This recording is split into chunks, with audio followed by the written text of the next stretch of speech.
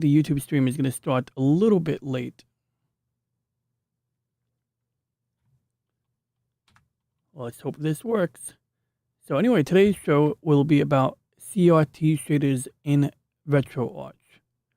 And before I begin, like I said, I'm going to get the chat organized, and then we're going to take a good look at some CRT shaders and talk about how they work or what they do, you know, basically the rationale behind why one would go about using these things.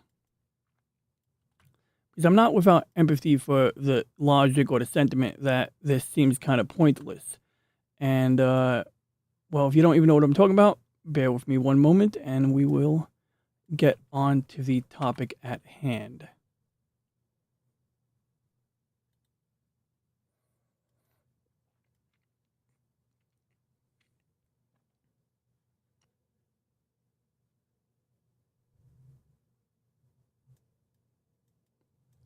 So we're just going to go ahead. We're going to get the live YouTube chat on screen.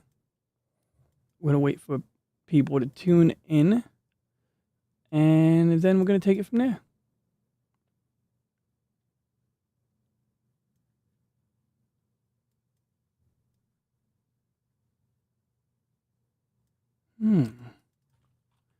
Good evening. I'm going to type into the chat just so that we can make sure we get the text on screen. But yeah, so if you look at the thumbnail image for today's stream, yeah, I'll put it on screen. I'll put it on my topmost screen so you can take a look at it. You'll see that in this thumbnail image, we have quite a bit going on. And I'm going to describe it as I go along. But before I do, I'm going to put this window on so that I can actually make sure that you can see my face. Oh, that's too big. That'll have to do.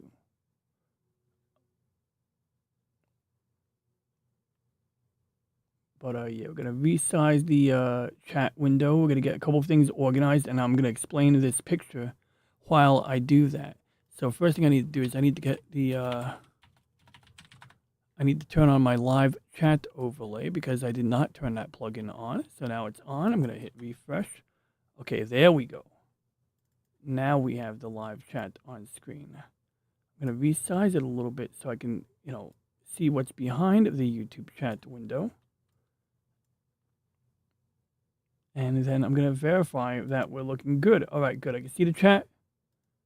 I can see Slimnim and Irate Specialist. How you doing, Irate Specialist? Good to see. I see you said something about listening while working. Well, keep up the good work. I'm sure whatever you're working on is good. So we're going to make a couple of adjustments here because there's always a trick to resizing this live chat window. At least the way I do it, there's always a trick to it. But once we have this thing resized in the correct way, I can't see the window. See, this is what I get for accommodating. Yeah, okay, that does not help. That does not help. Oh.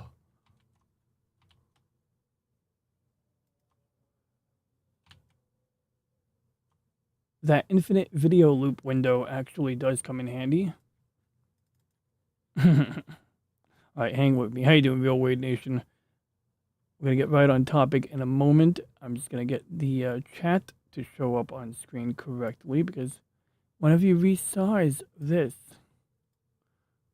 see that little black bar? We don't want the black bar.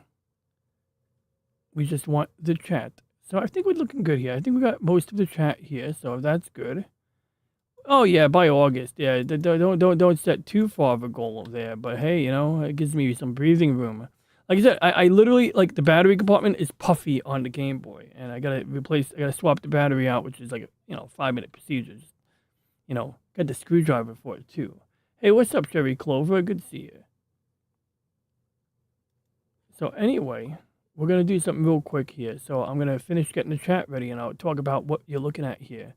So what are you looking at? Well, you're looking at a lot of things because I'm still switching between my... Oh, where's my OBS window? See, this is what happens when... Here we go. Okay, let me just finish this up here.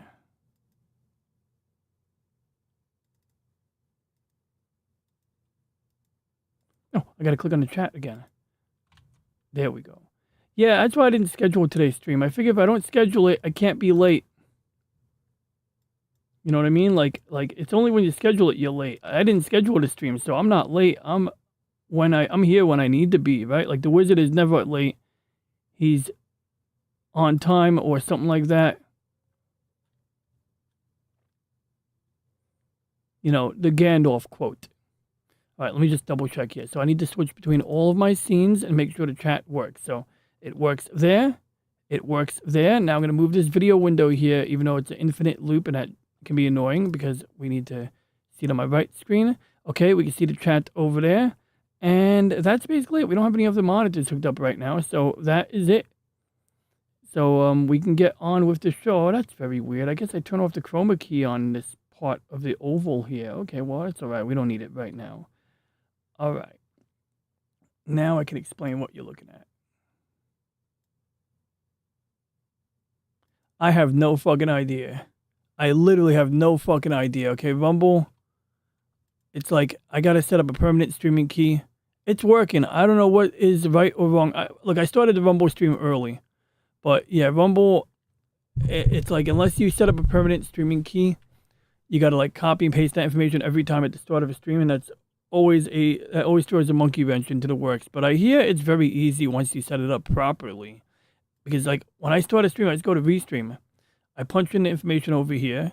I click these little on switches here. And it goes to all of the platforms that I want it to go to. But for whatchamacallit.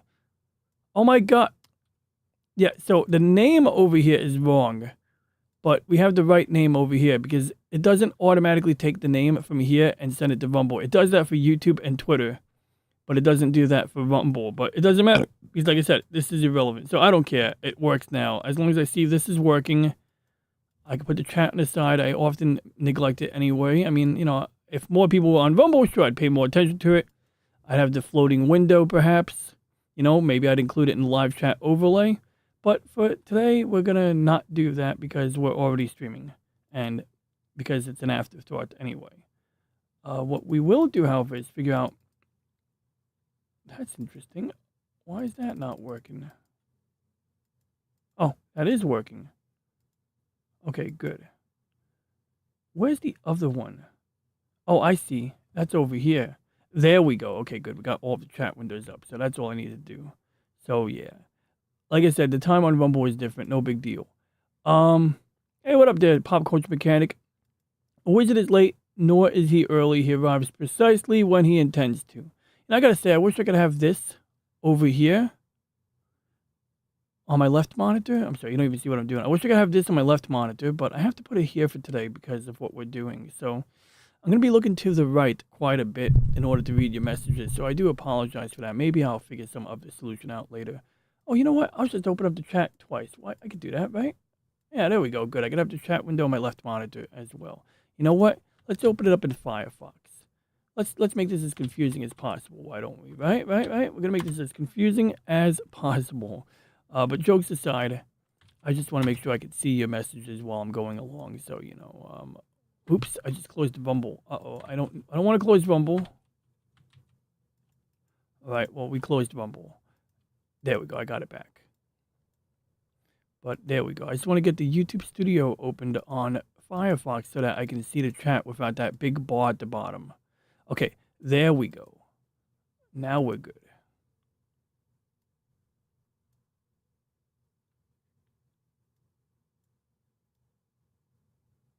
Oh, yeah. I can give you some information on that. You know what, Wade? I'll probably be able to give you better information after I set up a permanent streaming key because, like what I just described, it's like you start a stream and you're copying and pasting the stream key and the server address, whatever they call it. And there's a way, like I know Pacific 414 does it in a slightly more efficient manner where he doesn't have to go through that extra step. And I'm pretty sure low spec Linux laptop, Linux gaming does the same thing. So let's get on to the topic here because we got some gamers here and I know Pop Culture Mechanic is a working man. So I know he's probably going to be up in the morning. So I'm going to get right to it.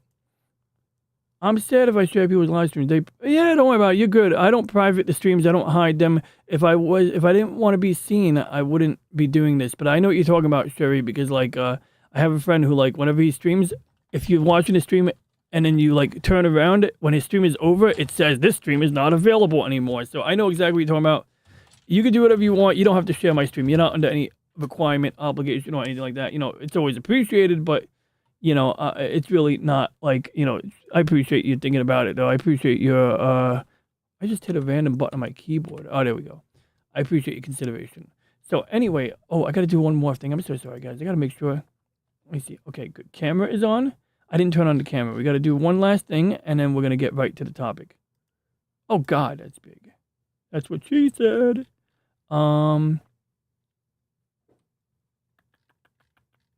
Where's the camera thing? That's way too big. Oh, there it is. It's up here. Okay, good. We can set that aside now. We go to my main monitor. Wait, I need to see it again. Doggone it. Okay, good. One more monitor and we're good. Okay, we're basically good now. Obviously, I'm behind the chat. I'm going to put myself on top of the chat. There we go. Now we're looking good, kiddos and young adults. Okay, so let me explain what we're looking at here. So this is a Photoshop window, right? And what you're seeing in here is, can I do this on my main monitor? I can totally do this on my main monitor. I'm going to do this on my main monitor. It's just easier for me to see what I'm doing, all right? So hang tight. We're going to just bring this to main monitor. I'm going to shuffle it to the left side of the main monitor. I'm going to put this on my top monitor for now.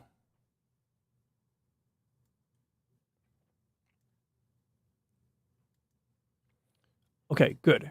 Now we're looking good here. So let me explain what you're looking at here. Cherries, yay! DJ, so amazing because I appreciate that. You're sweet.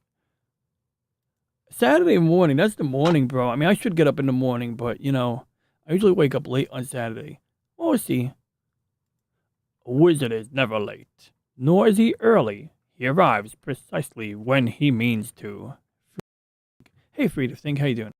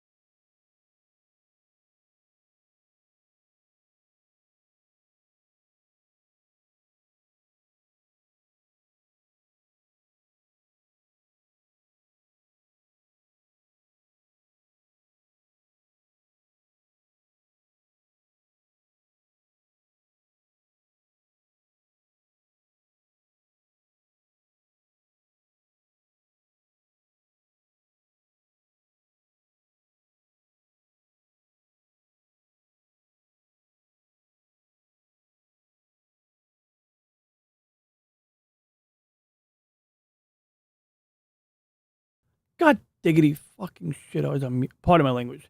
I was on mute. How long was I on mute? Like, was I muted when I was reading Free to Think's wizard quote? I didn't say anything about shadows. Did I say? Oh, shadows. I did say the grill pattern, but don't worry, we'll get to that. I hope I wasn't on mute for too long. If anyone has any idea how long I was on mute, but I'm going to retrace my steps. First of all, I want to say, Sherry, that was very sweet. You're very sweet. Thank you. 2, slim them high. Yeah, sure, DM. There we go. 1 minute. Okay, that's not too bad. So then I'll backtrack. As Free to Think said, a wizard is never late, nor is he early. He arrives precisely when he means to. Gandalf. Thank you. Thank you, Pop Coach. Oh, I just pressed the button again. Okay, so apparently I have this weird auto reflex to press the mute button when I don't even know I'm doing it. That's interesting. So, hey, I'll show you now. I'll get to it. I'll tell you exactly what we're talking about. So, we're going to open up the emulator in a minute. But just on a simple microcosm level, look at the 2 rings on the top left corner. Notice how this one is all pixelated, and also I want to direct your attention more importantly to the tree. Observe this checkerboard pattern.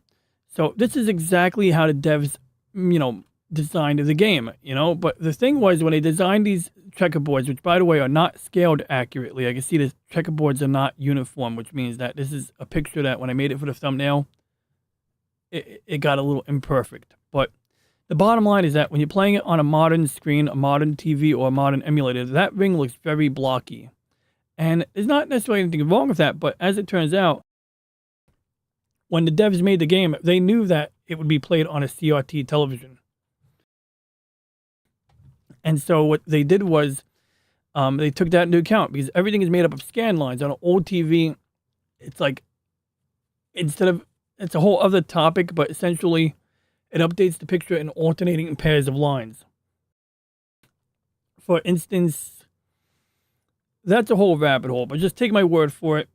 Maybe I could go pull up a picture real quick. I feel like a picture is worth 1,000 words. So hang tight. We'll get a picture or Google search. So CRT scan lines example of how it works.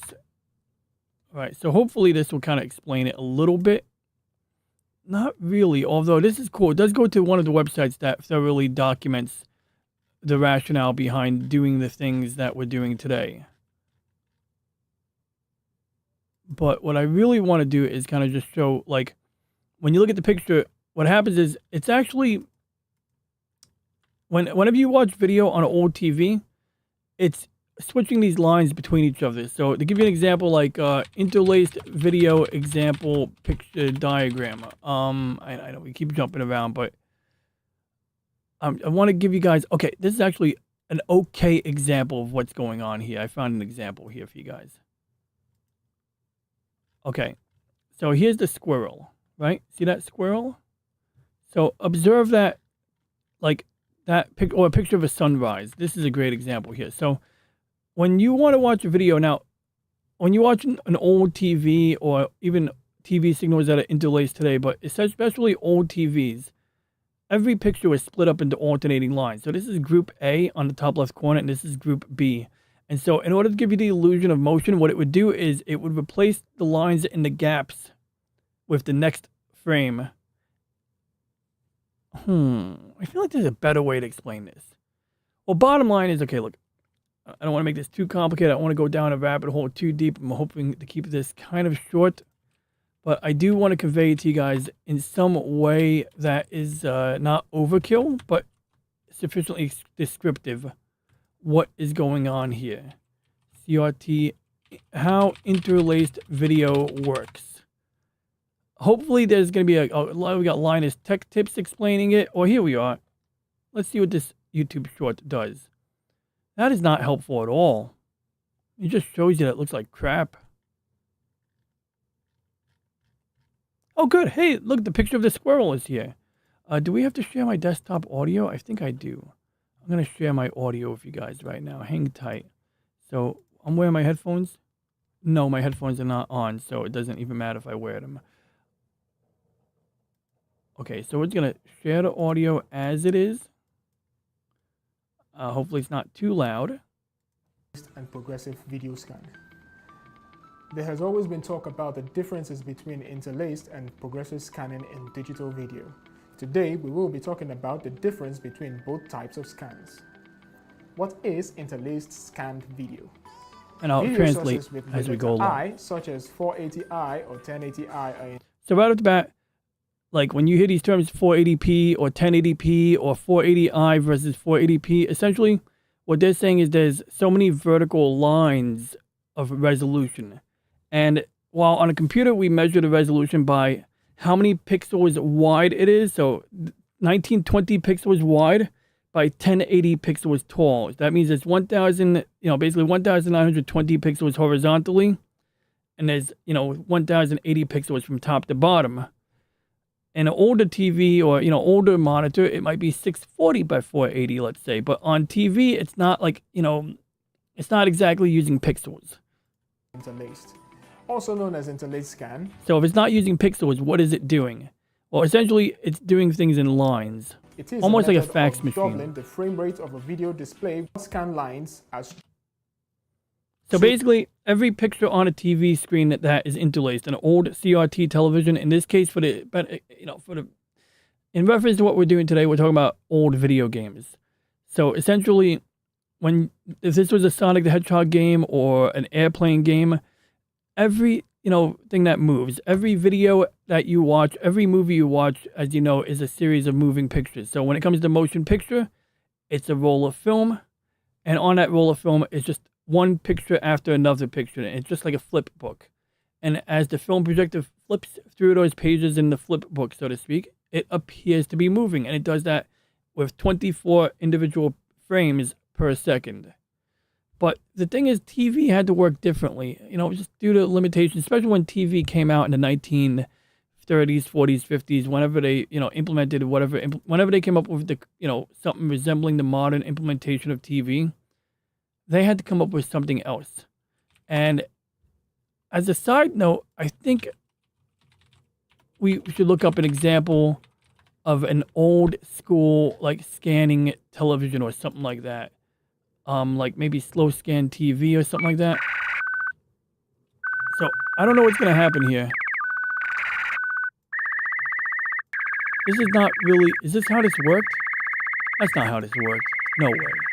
Okay. Well, let's just keep going here. In fact, this guy does a pretty good job here. This guy here, but we're going to go to this video here because I'm hoping it's shorter. How does the analog? Meanwhile, okay, perfect. So, in order to print a picture on a TV back in the day, you know how the picture tubes that old TVs have that big part in the back that sticks out? That's basically an electron gun. And it shoots electrons at the screen. And on the front of the TV, on the back part of a old TV screen, it has like sort of like a metal grill, but it also has a thing that's similar to phosphorus. It's like a mineral or something like phosphorus. They use the term phosphors because when the electrons hit any part of the TV screen, those phosphors glow. And that's what makes an old TV light up. But the thing about it is, after the electron beam hits any part of that screen and makes it glow, the electron beam is going to basically, let's say I'm a TV. Electron beam is going to go here. It's going to paint, whatever color. And this is going to glow. But when the beam is over here, this part is still glowing. So essentially what's happening is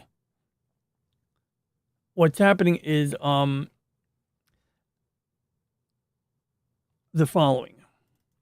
Okay, so we're watching Betty Boop over here, right? CRT had, depending. This guy probably does a better job. Let's just let the guy explain it. How about that? And basically, in the back of a TV, that part that sticks out, there's an electromagnet. And yes, Slimnim, I have a feeling you probably know more about this, or you probably know something about how to fix these in particular. Essentially, it has to use electromagnets to aim that electron beam. So it's only one electron beam.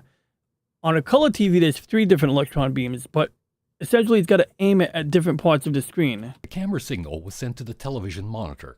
The monitor was a CRT, or cathode ray tube. It created its own electron beam, which was modulated, or changed, by the original voltage from the camera. The more voltage that was applied to a positively charged grid within the picture tube, the more electrons would be in the stream at a particular moment in time. So, sort of like the astronomy cameras I use, the more light that hits the camera on any given part of that tube or whatever is receiving light on the camera, it turns light into electrons. So the more light that hits the camera in a given area, the more electrons it makes. And that's how it's able to, essentially take a signal from light, which is what you're looking at me in, if you were looking at me right now in real life, you would be looking at the light bouncing off my skin. A camera has to take that light, turn it into electricity, but it has to do it in such a way that darker areas get less electricity and brighter areas get more electricity. This electron beam was accelerated and pushed towards the front so of the notice CRT how as that beam is moving, screen, which glowed it's painting and a darker picture. Depending on how... But notice that there's gaps. It's only painting every other line. Now I know this picture is a complete picture, but in real life, the picture would actually have gaps in between the lines. But the point is that as that beam's going across, and it hits the lady's hair, that's a dark area, so it doesn't have that many electrons, so it comes up as dark. But her face is bright, so the electron beam shoots more electrons, and that makes it glow brighter in that area. Now here's the catch. You're seeing this happen very slowly Many right now. Were being sent to it's going one line at a time. It's going do. Flickering with intensity. Well, guess what? The original scene. It has to do this about 30 times basically. Twice a second. So it actually does the lines twice. First it does group A. Brightness. The CRT had to then move the electron beam around to recreate the original picture frame. This was done using 2 coils of wire around the neck of the CRT. See? Basically, they're using magnets, electromagnets, to steer a beam of electrons at a specific part of the screen. So anywhere that's white, it had to shoot more electrons. Any part that's black, it shot few or no electrons. So that's, essentially brighter light means more electrons. More electrons mean a brighter picture in a given area. The camera has to tell the monitor. So essentially, you can think about it like this. The yoke, which is the thing on the back of the TV, it's like a yoke because it can aim, is like painting, it's basically painting the TV, okay? And I know it sounds a little weird, but it's basically painting it with electricity. And the thing that we're going to get to in a minute, if you have any, lingering concerns, then we're going to get to something else that might clear it up. Where there is a dark or light portion of a picture. But it also has to tell the monitor when to start and stop producing each line of video, and also when to begin and end each field as well. That's the purpose of synchronizing. Okay, so we're not going to go into synchronizing signals, but basically it does this twice for every picture. So for every frame, it has to do 2 sets of lines. So this is set 1, and what it's doing is it's just one still image. But then, after it paints all of these lines here, let's say Betty Boop is moving her arm up a little bit. It's going to paint new lines in between these lines that are going to show slight movement. And then right after it does the whole screen, it's going to erase the lines that are already there by painting over them. And it does this 60 times a second. It literally does the whole, like, I'm not even kidding, like that thing where it's moving the beam, it goes from left to right, from top to bottom, and it does it 60 times a second. But it actually does 2 sets of lines. So it's going to do 30, it's going to do like, essentially it's going to do this for one group of lines 30 times, and it's going to do this again for another pair of lines, group of lines, another 30 times in a second. So that's how we get 60 times a second. But if that doesn't make sense, don't worry about it. We're going to just get straight to the consequences of that. Now, here's the consequence of that, how old TV works. It's that when you play an old video game, and this is where we get to the good stuff. When you play old video game on a modern display, modern displays are what we call progressive scan. And in essence, what that means is it updates the entire picture in one shot. So whether it's 30 frames a second or 60 frames a second, every time it changes the picture for one individual frame, it's doing the entire frame. It's sort of behaving more like a movie theater. And if you hear Sonic the Hedgehog, that's because I just opened up Sonic the Hedgehog for our upcoming demonstration. So hang on tight, kiddos. We're getting there. So now in Photoshop, I have this picture here, and I just want to give you a quickie example here. So we're going to zoom in at 100% zoom to make it easier to discern. We're going to flip into full screen mode. I'm going to figure out how to hide this bar at the bottom. That seems kind of useful to have. Is this the timeline that you use for animating GIFs? What the hell did I just do? Okay, so anyway, watch this. This is what it looks like on the modern game console. This right here. Like, this is what it looks like, I'm sorry, when you play old video games on a modern TV or computer screen. Okay, it looks pretty good. It's really bright. So you might say, why the hell would you do this? Why would I ruin a perfectly good picture by making it darker and adding a bunch of lines to it? I'm going to show you exactly why right now. Observe up here. See this tree up here? Well, just like the thumbnail image, but we're going to give you a clearer example of this time. I'm going to zoom in here, and it's going to be a bit cleaner. What I want to direct your attention to is the fact that 2 things are happening up here. We have this checkerboard pattern. Notice that we got dark green and light green, and we got yellow, and we also have dark green. We have light green and yellow, and we have dark green and light green. Bottom line is that when you play this old game on a modern TV, you see this checkerboard pattern. You also see you see these large blocky pixels. But watch what happens when I turn on the filter. And yes, I am going to zoom out because that's going to give an accurate I'll zoom in again in a minute. So watch this. Now, yeah, it got darker, and we can do something about that. We can tweak that setting in the software. But the main thing I want you to see is look at that ring in the top left corner. And I have another picture that is brighter than this one that I will pull up in a minute. Notice how that ring goes from super blocky to like something that resembles a smooth shape. But the even wilder thing I want you guys to notice is this.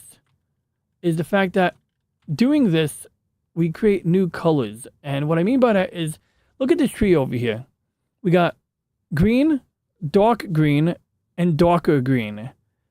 That yellow checkerboard pattern is completely gone, basically, or at least it's mostly gone. And I'll zoom in on it right here to show you. So looking at the palm tree over here, I want you to look at this area right in the shadow, because this is essentially a shadow underneath this palm leaf. And I want you to see what happens when I turn off the shader. So essentially, the way old TVs worked, even though they designed the games on a computer monitor and they designed it on a digital display, let's say, the game developers were clever. They figured out what patterns to put in certain places to give the illusion of new colors. So by mixing dark green with light green over here, you get a new shade of green that wasn't previously there. Like especially when you're sitting on the couch, it looks like another shade of green. And same thing here. This looks like a darker shade of green than over here. But also this yellow thing over here, when I turn on, I'll get to the chat in a minute, Slim Nim. I know you wrote a bit. So once again, it's not, you don't really see any yellow. You just see a different shade of green. Now this one's yellow over here.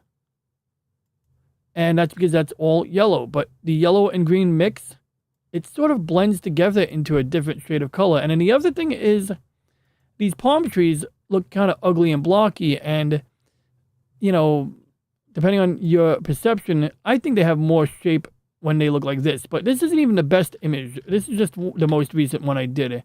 Just generally speaking, things go from blocky to being smoother. Because when the devs made the game, they want... And look at this Sonic the Hedgehog in the corner. Look how blocky he is. Also, look at the letter X. Watch what happens when I turn on the shader again. The letter X looks more smooth. Like, it actually looks like a diagonal line. And this was on purpose. The developers knew that if they did the pixels the way they did them, and it was going to be put on an old TV, on a CRT television, it would look like that. And that's why this plant over here goes from looking like shit to like having some dimension. It looks like it has some depth. And then even weirder, look at the grass down here. Notice how these pointy things look like triangles. But when I turn off the filter, it looks like blocks of shit. I mean, maybe not like blocks of shit, but there's more shape there. So it's almost like blending you go from this straight line to this other straight block, and it turns into a neat, like a diagonal line. And so this is sort of the crux of what I was going for. But I'm going to show you a game example after I read the chat. And I'm going to also open up another picture, because I have another picture here somewhere, although I lost it. Oh, I see it now. Okay. So that's the thumbnail image from the stream. And here we are. Okay, good. We got this one here. Did I save that file? Sonic shaders, CRT shader thumbnail, Sonic Hedgehog, PNG. Did I save the file? I had to restart my computer before the stream. It was really pissing me off. All right. Well, I may or may not have all of the pictures I need, but we're just going to roll with it. So now let me show you the emulator. And while the emulator is being pulled up, I'll go and get the chat up on screen. So there's the emulator. We're going to resize it like this. And I'm going to just show you a couple of things about it. So first of all, we're going to go to the title screen real quick before I read the chat. So we're going to go to the title screen. We're going to pause the emulator real quick. And I'm going to turn off the shader. So I'm going to go to shaders. I'm going to hit the off button here. What's up, awesome one? And I'm going to turn this off. So all I had to do is click on the word on and wait a minute, and it'll turn off. So look at this here. Look at how like blotchy Sonic's face looks. Observe how we got this checkerboard pattern here. Now we have different shaders, so we're going to try different ones. I'm going to just show you a couple of the ones that I like. But real quick, I did miss up on the chat, so I do want to say hi. Hey, what up, the pattern wannabe? I did see in the corner of my eye when I was tuning in. About 1 minute muted. Oh, yeah. Okay. Some of the classic games I have thought about putting in scan lines for arcade lines. Yeah, it gives you half of the original image and then the other half of the image really fast. Exactly. That's exactly right. And so if it's doing 60 fields a second, each field contains 30 lines. And so over the span of a second, it has to do both of those groups of lines. You know, it's updating them like 60 times or 30 times each, but 60 times a second. So, you know, it is fast. I'm not even touching overscan. Actually, overscan does play into this a little bit. I'm just not touching it today. In particular, when I noticed something was, like basically some of the settings will affect what gets cropped and what doesn't get cropped. So when you look at this Sonic picture, sometimes the edge gets cropped and it turns out that it's supposed to get cropped. The people who made the game expected it to get cropped. So when you play old video games on a modern emulator and there's no overscan, you see these blank edges on the screen. And that's because those areas were supposed to be hidden, or the devs who made the game knew that that part would be hidden, at least as I understand it. Fun thing with old TVs is you can turn them off, wait a while, and then put a flashlight against your hand and something against the TV, and it will leave a shadow. Oh, that's cool. Yeah, so actually, that's interesting. It's similar to how the electron gun gets the phosphors to glow. So you're describing a scenario where by putting a light onto the phosphors, they absorb the energy from the light and they glow it back. But the part that you covered up with your hand didn't receive any of that light energy, so it does not glow. Very interesting, Slim.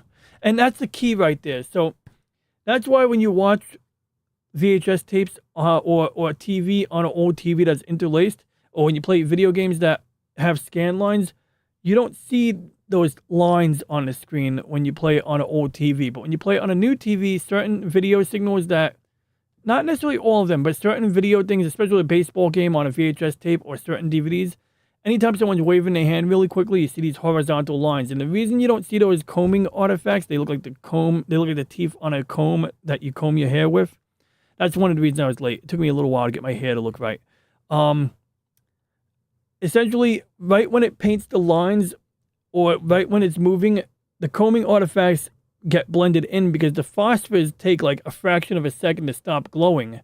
And so the very thing that looks like crap on a modern TV blends in neatly on a CRT because of that glowing. And I'm kind of like, I didn't really like write a script for this or anything like that. So definitely not using exactly the right phrasing here. But the gist of it is that when the TV is glowing, whatever thing, the electron beam that makes that part of the screen glow, when it moves on from that part of the screen, the part that the electron beam already hit is going to continue glowing even when that electron beam is on the other side of the screen. And that's why the flashlight thing works. It uses an electron gun to shoot the image at the screen line by line. And trust me, I understand, I empathize, this is sort of like a very ambiguous thing. You know what I mean? Like, it's like a little vague. It might not all be abundantly clear up front. Like if I just tell you, oh, it's like a fax machine, I empathize that, yeah, that's not going to make sense to everybody, you know, but it is like a fax machine. I know exactly how to fix these things. That's why I still have a 43-inch CRT. Nice.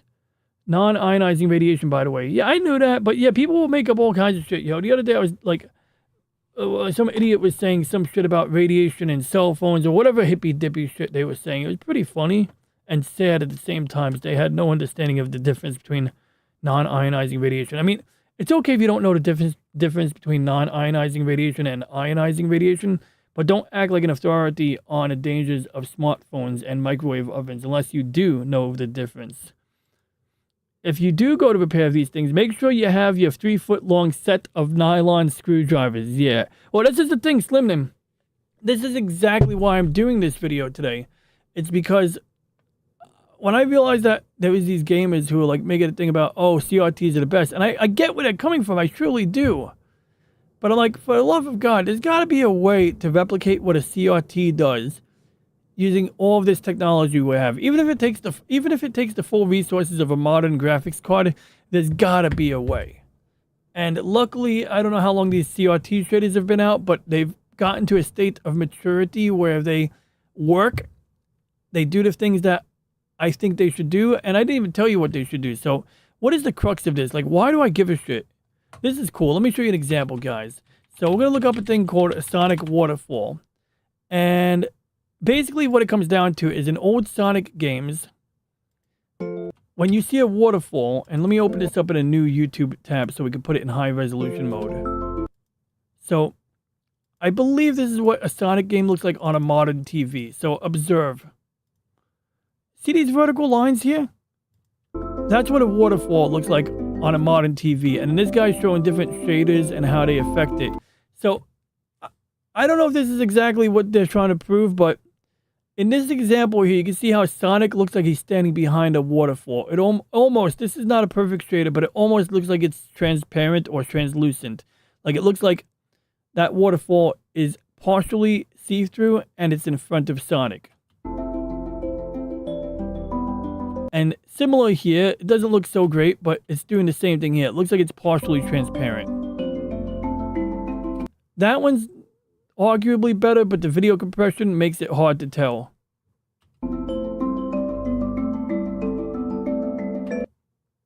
Some of these are also emulating some of the quirks of old composite video signals. I was going to let them play. We're going to cycle through all of these, and I'm going to lower the volume on that because I don't think we really benefit from the sound on this video here, do we? I can't find my OBS window. I'm sorry for the sound, guys.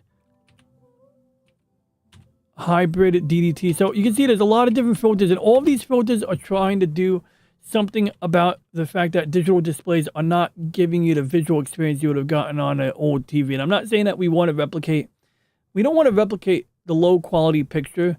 We don't want to replicate, you know, like anything like that. Sort of like, when people buy vinyl records and they go, oh, I love the way a vinyl record sounds when it makes the scratching sound. I don't give a shit about that. It's like some people buy vinyl records because they believe that they get a better, more accurate representation of the analog audio source. Others do it because they have nostalgia for the way that it makes that scratching sound when it's playing the music on a dusty record. Okay, so in one case I say one person has a good reason to do this, the other person has no good reason to do it. Same thing with the CRT. You could just slap scan lines in front of a picture and call it a day, but that is not doing the thing. My goal is, or like the goal of using a CRT is that when you play Sonic the Hedgehog games, the waterfalls will be transparent, as opposed to when you play a Sonic the Hedgehog game on a modern screen, the waterfalls look like a set of vertical lines. And that's sort of what you saw in the beginning here.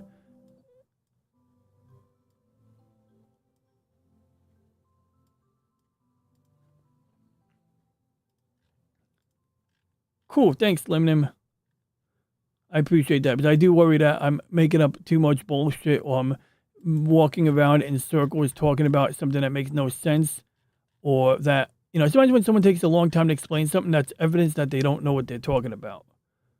But we got countless examples of this, and some people do a good job of kind of showing like what is going on. But here's a great example here. I think this is so this is what the Sonic the Hedgehog, now he's in front of the waterfall. He's in front of the waterfall, but the gist is that this is probably one of the new Sonic games where they didn't even try to replicate the trick. That's one of the other things I noticed is they don't even try to replicate the trick, but it's just black vertical lines with like color moving down it and these pixelated rings. And I don't know if Sonic Mania, what is it, Sonic 1, this is Sonic 1 waterfall. So if I play the game long enough, I might find a waterfall. Because I have not witnessed a Sonic waterfall yet.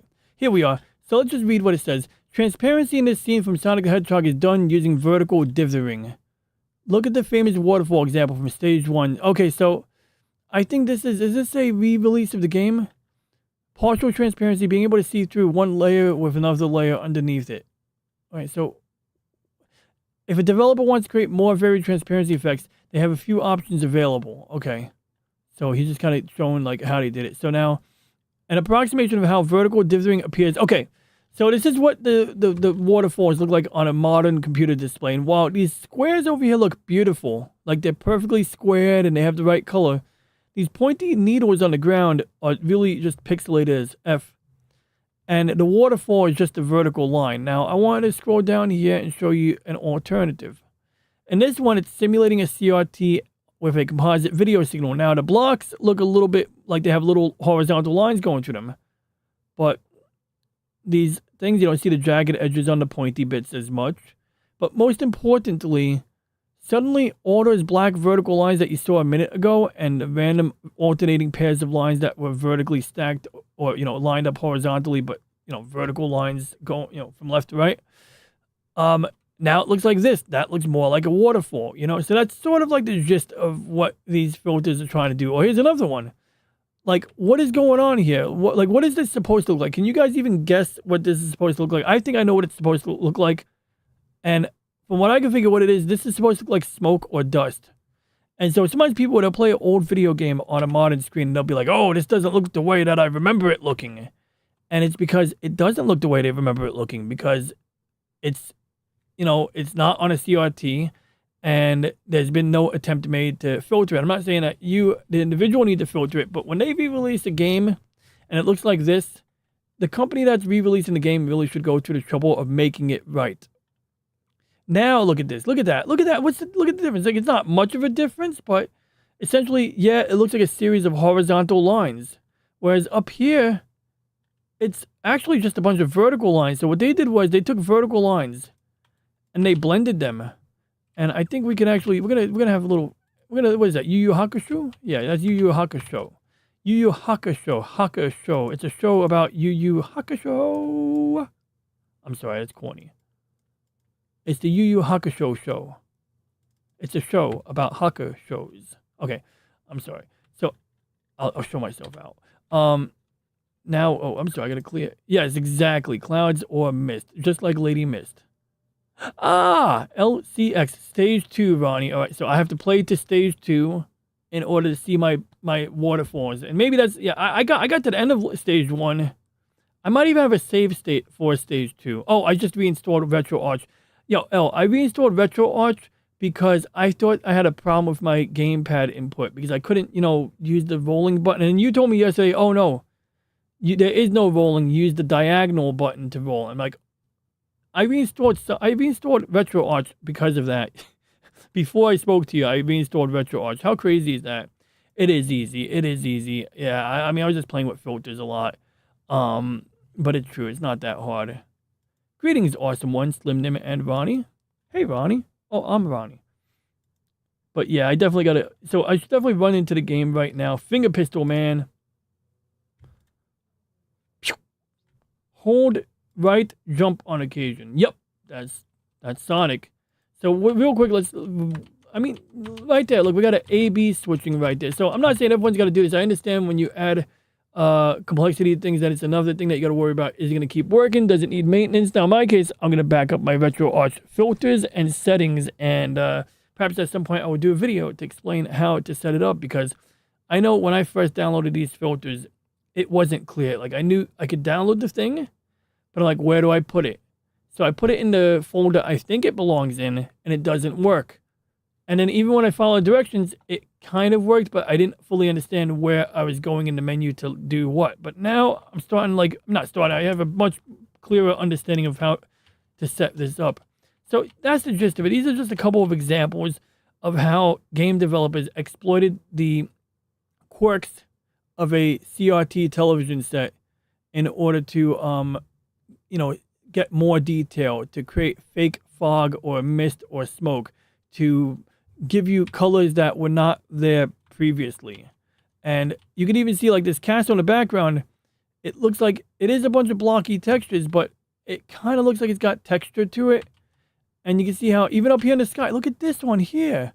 So it's dark purple and a light purple. And granted, this shade of light purple is clearly sets of alternating lines. And remember, this is a picture file from the internet, so it's probably heavily compressed. This is a PNG image, so it's not necessarily compressed. But anyway, look at that. That's a checkerboard pattern versus, like, something that is at least a facsimile for a different shade of purple. And this cloud back here, like, look at it, just a bunch of these vertical rectangles and shit. And then when I switch back, it looks like a cloud. So this is sort of the gist of what I'm going for. Now, that being said, the colors do seem to pop out nicely. Now, what's the downside of this particular filter? I mean, what's the upside of this filter versus what I've been testing? Well, this one doesn't have a fake aperture grill. So on old televisions, you have the, I've been getting better at it, but let me tell you, this is why I didn't touch this topic for like months until I played with it this past week. Like, I started playing with this a lot, like, what, a week or two ago? I don't know, I was watching your show, and I was watching Logan, and I think Logan I was watching, and Aris, and you guys are all up in there with RetroArch, and I was like, you know what, it's time I revisit it. And I remember, like, when I was doing certain things in RetroArch, I felt like every time I closed the app, I'd have to, like, bend over backwards to get back to where I left off, and I've been getting better at least setting up certain presets. So the first thing I had to do was setting up the fact that I have these, 4 monitors. Well, I have 3 monitors on right now, but I had to tell RetroArch, like, yeah, here's my 3 monitors. This monitor down here is 2560 by 1080. This other monitor is, these other 2 monitors are 1920 by 1080. And this monitor is 240 hertz, but I want games to run at 60 hertz.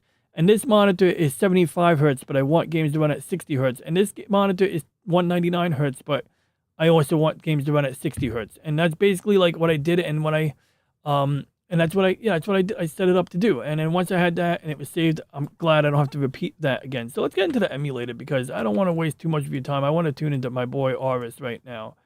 So let me see if I can shuffle the windows so that we can read the chat and play Nintendo.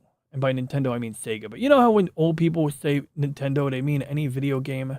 They're like, oh, Johnny likes to play his Nintendo. What's up, Lady Mist? Good to see you there. Anti-monitor. Anti-monitor. Hello, Lady Mist. Agreed, LCX, says Slimnim. What does he agree about? Oh, yeah, that. Or the Sonic thing. Well, anyway, I'm getting better with RetroArch. I'm feeling more comfortable with it. My brother first introduced me to RetroArch while he was trying to set up on a Raspberry Pi. He wanted to do MAME on like a Raspberry Pi Model 1 or Model 2.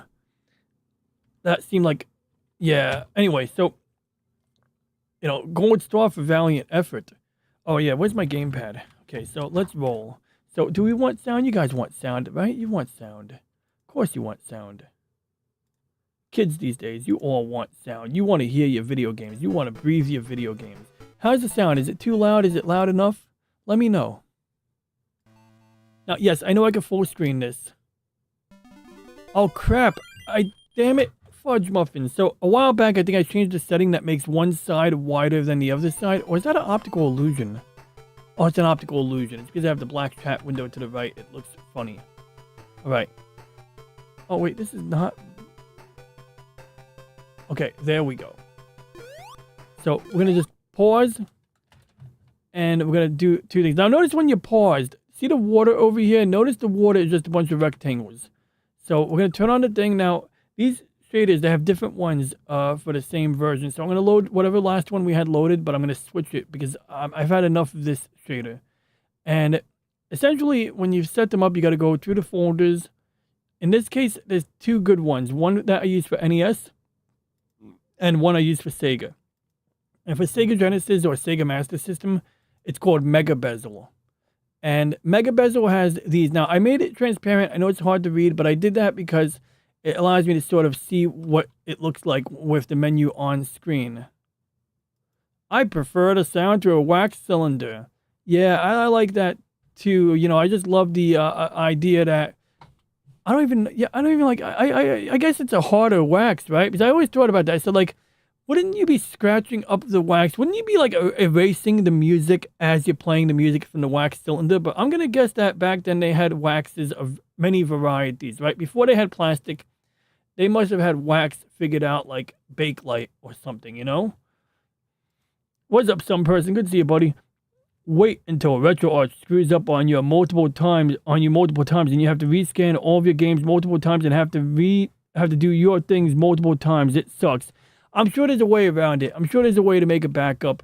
When I figure it out, I'll share the knowledge. I mean, I still have a modded Xbox, and a modded Wii, and, I back those up once in a while too, But at least those are a little bit, in some ways, they're easier to back up. In other ways, it's, it depends. But anyway, I can imagine where there might be challenges.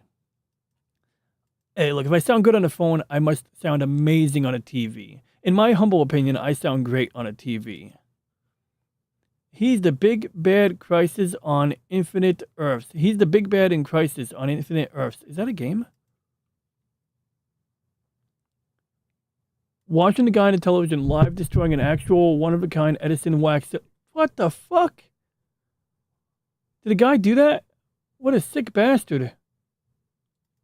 Is it true that one side is larger than the other? Wait, is it true? It's true. One side is larger than the other on things. All right, now I'm going to show you a couple right here. So first we're going to pick one of these weird ones. Mega Bezel 2 Advanced Glass. Why is there the word glass in there? Well, you're going to love or hate this. I guarantee it. You're going to love or hate this. So when they say glass, they mean like this. And it's kind of interesting, but it's not necessarily my cup of tea. Personally, I'd find this extremely distracting. You know? Right? Like, how distracting would that be? But I want to direct your attention to the mountains and the palm tree and the ring. I'm going to press pause here. And we're going to go back to the menu. We're going to turn off. Now, this filter does nothing. Look at this. We still got the checkerboard pattern. I mean, it does some things, but this one is not necessarily my favorite filter. It's better than nothing. It is an improvement, in my opinion, but it doesn't do the magical stuff. And so, like, when Elle asked me the other day, why would people do this or that? In this case, Elle sent me a link to a video. It was a guy who was setting up these types of filters, but for use on an OLED screen. And the type of OLED screen he had the pixels in this weird arrangement. They were not arranged in a conventional grid. And so I could see why he had to make a special filter, but it was really hard to convey. That guy, the way he recorded his video, it was really hard to convey the benefits of setting up what he did. And I wasn't sure if the guy was just like married to it at this point. He put so many hours of work into it, he's just going to stick with it, even if it sucks. Or if it looks that good in real life and he's just unable to record it, like, you know, like the time we did the video on how to record drones, you know, when they had UFO drones in New Jersey and I was like getting pissed off that nobody knew how to change the settings on their phone. Guy destroyed a piece of history. Isn't that what they call brave and stunning these days? Stunning and brave. It is quite stunning and brave. Just like taking all the important statues down. Well, not important necessarily, but you know, oh no. This is a one You ain't of a kidding, kind. Slim Nim. You ain't kidding. So let me guess. Did he break it on? I'm going to guess that this is an accident. The guy's demonstrating it. Honestly, if the thing is, these things are this delicate, they shouldn't even be touched anyway. But anyway, I digress. Like, if I had these wax cylinders, I'd make one backup copy. I make a backup copy once. Then I'd copy it 10 times over. I'd make a backup copy digitally. And then I would figure out how to go from a digital audio player and record my own wax cylinder. That's what I would do. I would record my own wax cylinder. So the idea would be, I want to make a digital copy and then record a new wax cylinder in the same fashion as the old wax cylinder so that I could use that as a demonstration piece. And if we break it, we're like, oh, see this? Look how delicate these were back in 1910 or 1930. And I believe that's a Victrola. Is that a Victrola? Anyway. Let's see what the guy does. In piece.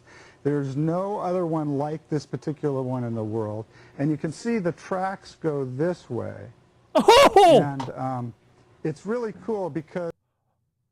Did he just scratch it? Okay, or did I... okay, I'm going to pay attention because I don't see what he did yet. There's no other He also looks like he's shaking a lot. one like this particular one in the world. And you can see the tracks go this way. And... it's really cool because it records much more accurately than... Woo! Oh, shit. Oh, my God. Well, that does happen every once in a while. That can't be good. Now, are you done with that then? Yeah, I'm done with that. All right. Oh. Apparently, we're really done with that one. Now, more... Oh. Now, you know, it's not impossible to fix that. You just got to be really determined, you know what I mean? Like, you got to glue the pieces together.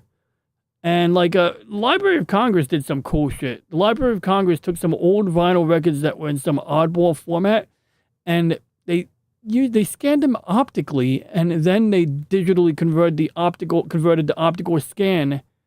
Is that Chris Pirillo? It looked like him. Wait, that's not Chris Pirillo. Same hair.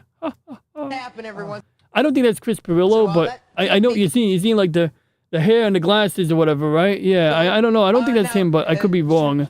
Unless he was on a show called something-a-thon. But I saw it too. He was like the OG streamer. They call it Trump. Venkman fan site. Hello, the Peter Venkman fan site. Good to see you. Hey, Ronnie. Hey, Ronnie. Oh, wait, I'm Ronnie. I forget. When I'm dressed as a robot, I say hi to myself over there. Hello, Peter. Bright. Nobody should have access on this, to this in the middle of a regular. I mean, honestly, if he owns it, he has every right to break it. You know, like, I don't believe that anyone necessarily has obligation to preserve history if they own a piece of history. Although, if you do it on purpose, you're a dick. Like, I remember, like, there's like I was watching a video about anime that, you know, is like unavailable anime, like it's gone. And sometimes a collector will buy like this, like there's this one NES game that a collector in Japan bought. Hey, why did my screen get dark? Oh, I see. The Microsoft game bar came up. And basically, once that collector bought the game, it never saw the light of day. So some collectors like to buy things and kind of just like hoard them and hide them. And look, if you own it, you have a right to hoard it. But, and it's especially when it's a collectible. It's like, it's not like it's food. But what I saw that was funny was, what was the weird one was in particular? It was the one like egregious example. Basically, the concern is that if, let's say, you have like, you know, like an incomplete collection of a certain anime series that aired on TV, but before VCRs were available, maybe somebody has the original film reels that the TV's networks used. Maybe they have an old analog tape. Maybe they have something else like that. But essentially, you're trying to find if somebody has something that's excessively rare. And sometimes when you have film from the 70s or 60s, the film literally rots. And there was like this one anime, it was inside a film canister that said, "Do not open," because it smelled so bad. And if you were to open it, it might crumble, or you might be able to just get it to play one last time so that you can then digitally remaster it, or at least try to clean it up. You know what I mean? And that's the challenge with film. With tape, it's more like, oh, you have a tape, but good luck finding the machine that plays that tape. But if it's something that's standard enough that TV studios had them in mass, then usually somewhere there's a machine or a place that offers rental of certain types of machines. So like especially like the 3/4 inch tape decks. You know, you could rent those out if you need to get one temporarily to transfer tapes. At one point, I was trying to find a really good VCR, and I found these really good VCRs, but they weren't necessarily for sale. They were for rent, because the idea would be that you have a number of old tapes that you want to get the best possible digital copy of. So you're going to rent this VCR that would be nice to own, but maybe when you're done using the VCR, you don't need it anymore. So the logic would be that you'd rent it, return it to the rental company, and in theory, they would hopefully maintain it. And so I can imagine people in Hollywood or wherever the industry of people doing TV shows and stuff like that work. You know, there's a market for that type of thing is my point.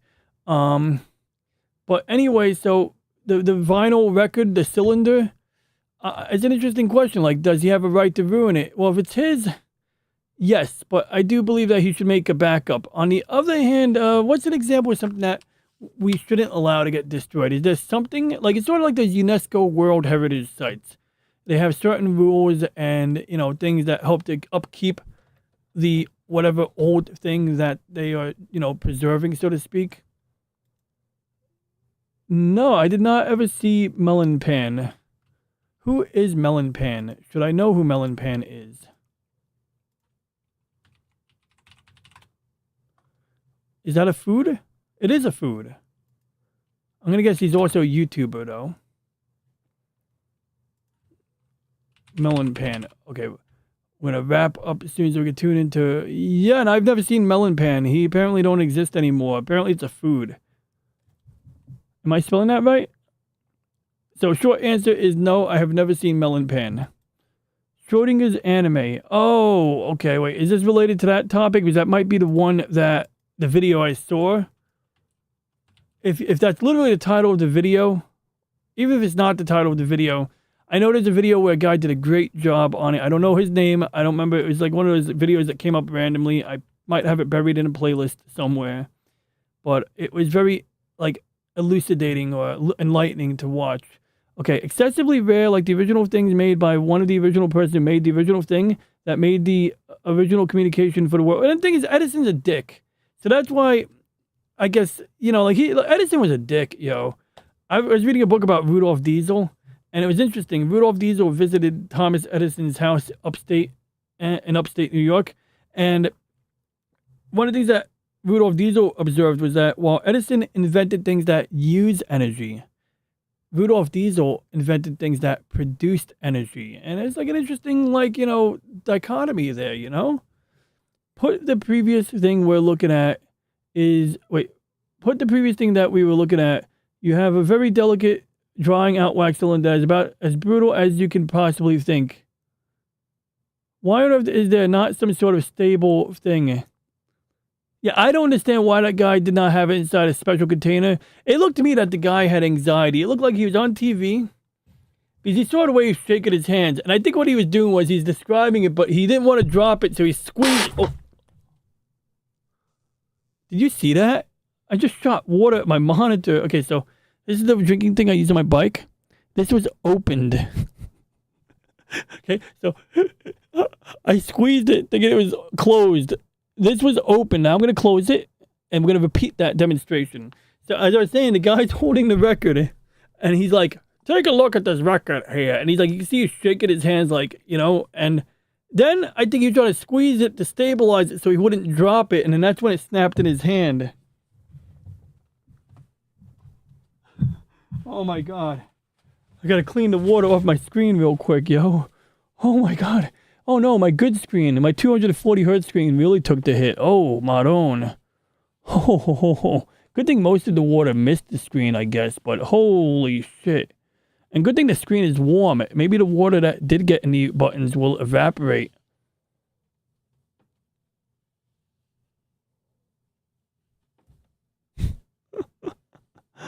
Oh, man.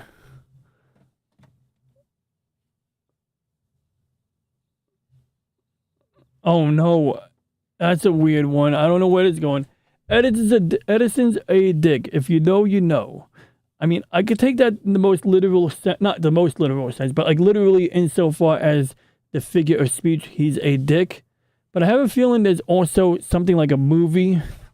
Probably a movie. I'm going to bet there's a movie, right? Like Edison's a dick and it's like a strap-on or something named after him, maybe. What bottle? I just bought that bottle. I mean, this is my bike water. It's in the picture of my bike that I showed on my recent community post. You know, Elle has a Mamachari bike. It's a Japanese woman's bike, I think. And I have a specialized rock hopper made in what is it? What do they call Taiwan these days? East China? Yeah, East China. But jokes aside, yeah, my bike was made in Taiwan or by a Taiwanese company. So I bought a water bottle from their website because I was like, and actually, it's a good bottle. I like this bottle a lot. It's actually well made. Why is there a dark line? Oh, I see. There's a gap in the overlapping video boxes.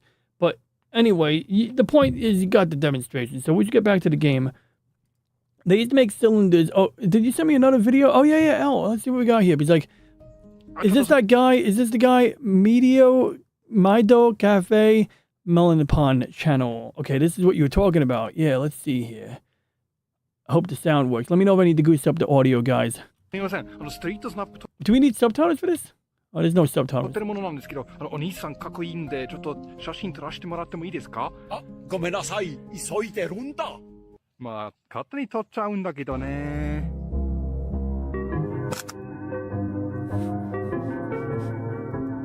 Kavumi!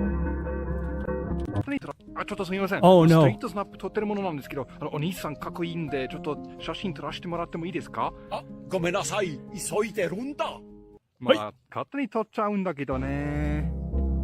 He's speaking Japanese.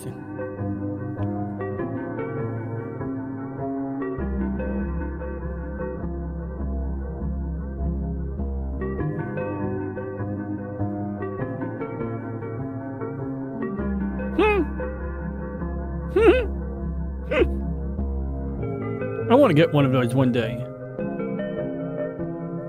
More for the novelty. I want to bring it up on stream, you know, just like, oh, check out my pillow. Also, I guess it would be a good pillow to have if you need like a big ass pillow.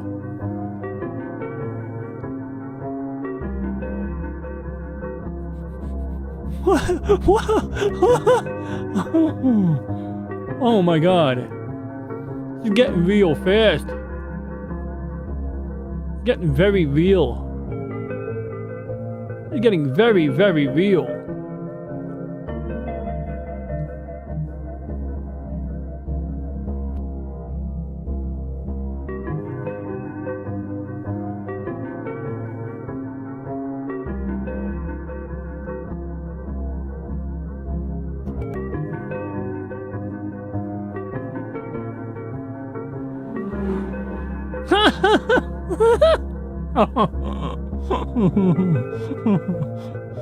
This is so sick. It's great.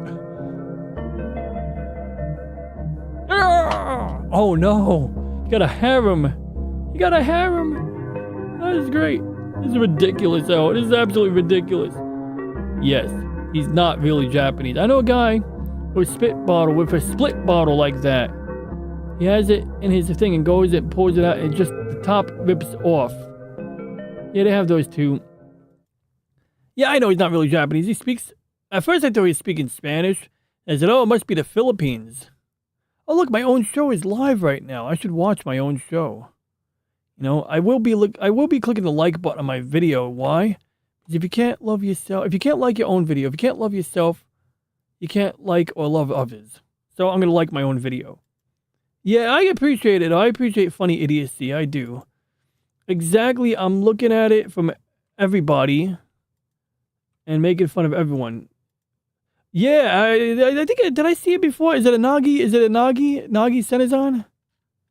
I bet it's a Nagi Senizan. Or it could be something else, but it'd be cool either way.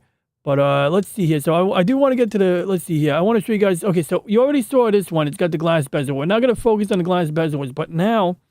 And let's give you a quick description here. So, bottom line is MBZ 0 and 1, these are the good ones. They use up more resources, need more powerful hardware, and they do the trick. The main thing is that when I was talking to ChatGPT, walking me through setting up some of this, MBZ 0 Smooth is sort of like for playing Game Boy and Game Gear games, because apparently, like when you enlarge them, they look really shitty, or some people think they do, so it smooths things out. I found that this one here, MBZ 0 Smooth, gives me like the most desirable picture on the Sega Genesis. I'm going to show you that right now. So basically it's this ring up here. Look at that trivia over there. It looks smooth. It looks round. It looks the way I remember it. This is the point I'm getting at. It looks the way I remember it. The water over here, it looks like it's got rounded edges instead of blocky edges. Now, yes, I can unpause the emulator, but I'm going to leave it paused because I want this ring to be facing us. Because the rings, even when you're in the pause menu in the game, if you don't pause the emulator, all of these rings will spin around. And this mountain here. So now we're going to turn off the filter, just give you an A-B comparison, guys. Similar to what we did in Photoshop, but we're just going to do it over here. So essentially what makes the image darker is not just adding the lines. Because like some scanline filters, all they do is slap dark horizontal lines on top of the image, like an overlay. And those aren't really doing any of the things that I'm looking for, you know? But this filter, while it does it correctly, it also simulates what they call the aperture grill. And that's like the screen, the thing that looks like a screen door on your old TV. That's the aperture grill. And when the aperture grill is painted on screen, it does make it darker. But essentially, once again, the ring, it's all pixelated. And this ring is all pixelated here. And, you know, all of this stuff. But the minute, and these checkerboard patterns, once again, this green and yellow checkerboard pattern is going to take on a new shade of color. This dark green and light green checkerboard pattern, which is here and here, they're going to take on a new look. And also, I want you to just direct your attention to the fact that these trees, they have jagged edges all around, except for this one. This is a straight vertical line, but these diagonal lines are jagged edges here. So now that you can see all of that, we're going to turn the filter on once again. Same filter. The one that smooths the image up a little bit. And now, you know, I think it looks better, but it's a little dark. So what can we do about it? Once again, this thing here is less pixelated. I'll probably post some pictures to a community post at some point. And yeah, Nagi sounds. I think I have a Nagi ornament right here. Oh, is this a Nagi? Is this Nagi? Oh god, she's. Oh my god, she's see-through. Is that Nagi?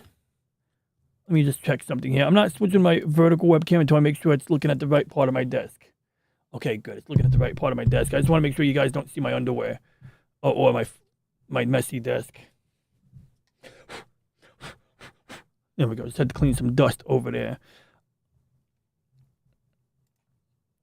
A little fuzzy, the camera. I think I got to clean my lens.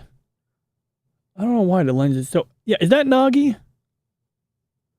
But that's like... I remember I used to think it was like just a generic LCX walking on the beach, but I think that's Nagi Senizan. That looks like Nagi.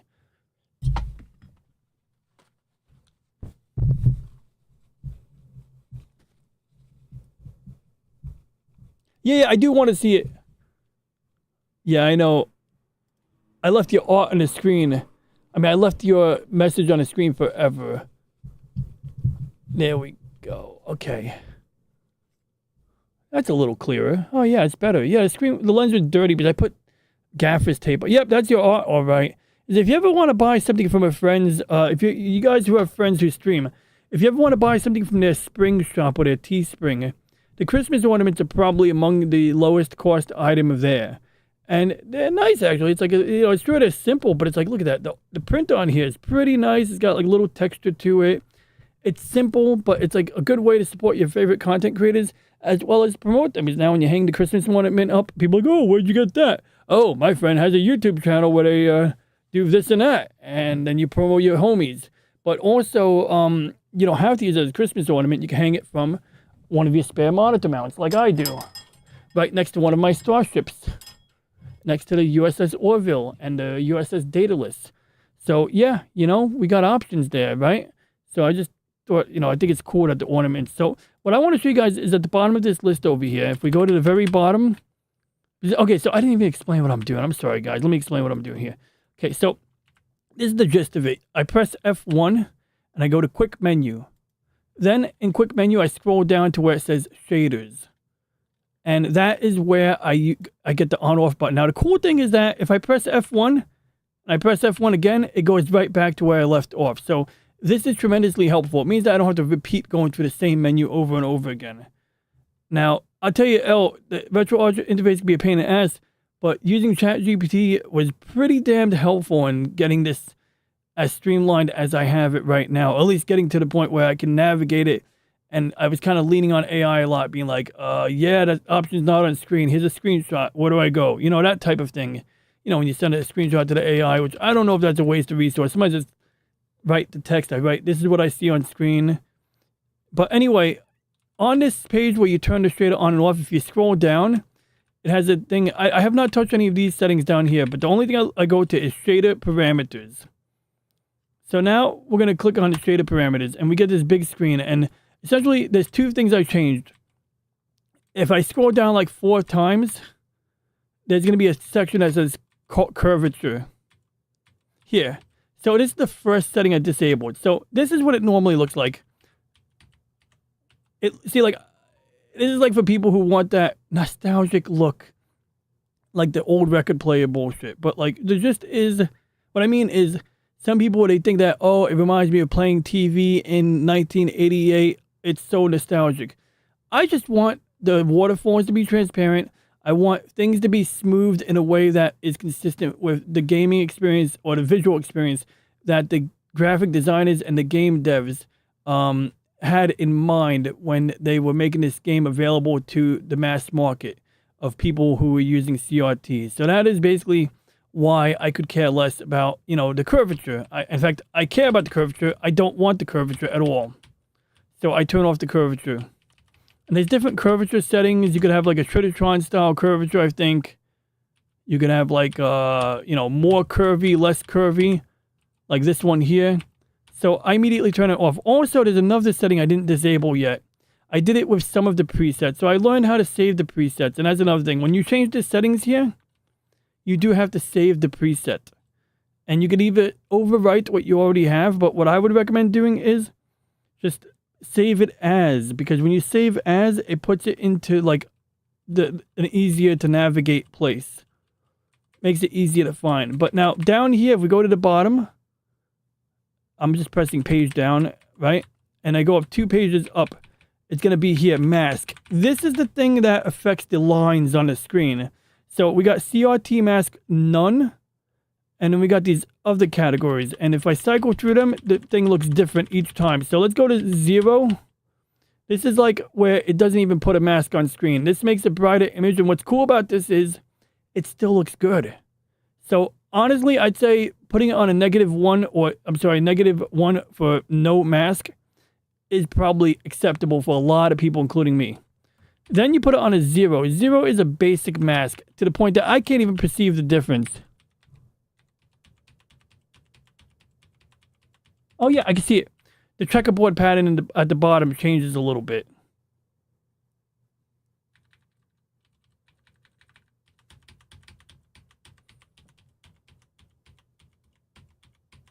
Basically, when I go from the left to the right, when I turn it on, it gets a little darker.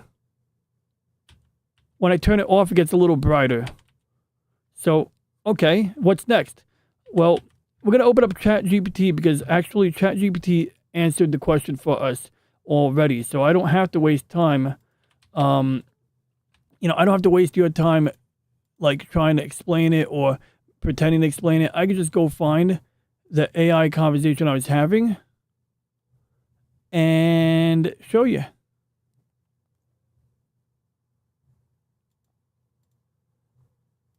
Wow, that's the most useless bookmark ever. So apparently if you use those browser extensions that disable your browser tabs, suspend them, and then you make a bookmark, yeah, that's not super helpful.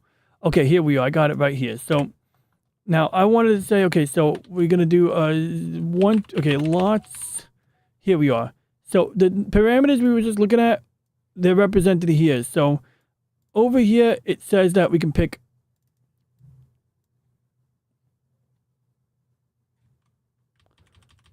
we could do, 0, 1 mask. So let's see. 0 means none, super clean pixels.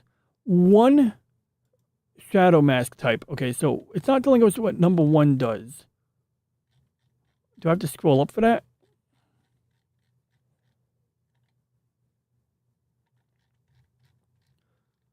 Why is it not explaining options 1 through 5? Okay, so you got settings like mask strength, mask size, mask type, but I was looking for something specific here. I wish I could remember the terms like, oh yeah, so basically, okay, this is what it comes down to. There's 2 types of aperture grills. They have what they call a shadow mask. A shadow mask is basically an old school TV. So pretty much anything from I think 1 through 6 is a shadow mask. Everything from 7 through 9 is a Trinitron type mask, which is called a triad mask. So as it turns out, whether it's a Trinitron or a crappy TV, the effect that you get out of it is the same. So you don't sacrifice the effect. It's just a matter of are you trying to replicate the experience on your piece of shit TV in your parents' living room, or are you trying to replicate the experience on a professional grade Sony Trinitron? If you prefer the Trinitron, especially for games where you can take advantage of that RGB, gloryfulness, whatever the term is, then yeah, but there's flexibility here. So I'm still exploring it. When I figure out what works best, I certainly will share that. But that's just kind of the gist of what I was working on this week. And I hope you guys enjoyed that. In the meantime, we're going to read a chat from Karumi and we're going to log into the telescope out back. We're going to log into the telescope outside in the backyard. We're not going to log into the outback. This is not Australia. And I was thinking about spanking no better today when we were talking about. Someone said on L's show, can you draw a quadruped in this game? And then I was thinking, well, does it count if we drew Karumi spanking no better? Don't remember the different patterns that give different... don't remember... Yeah, I didn't remember... Okay, so Slim says he doesn't remember that. He didn't remember that different patterns give different effects. For 750 up, there is the thing about bringing the resolution down and the FPS versus scan line and or overscan. Some games are better with vertical... Yep, there's a lot of things. Vertical scan lines. Then there are horizontal scan lines. Technically, there should only be horizontal scan lines, but I get it.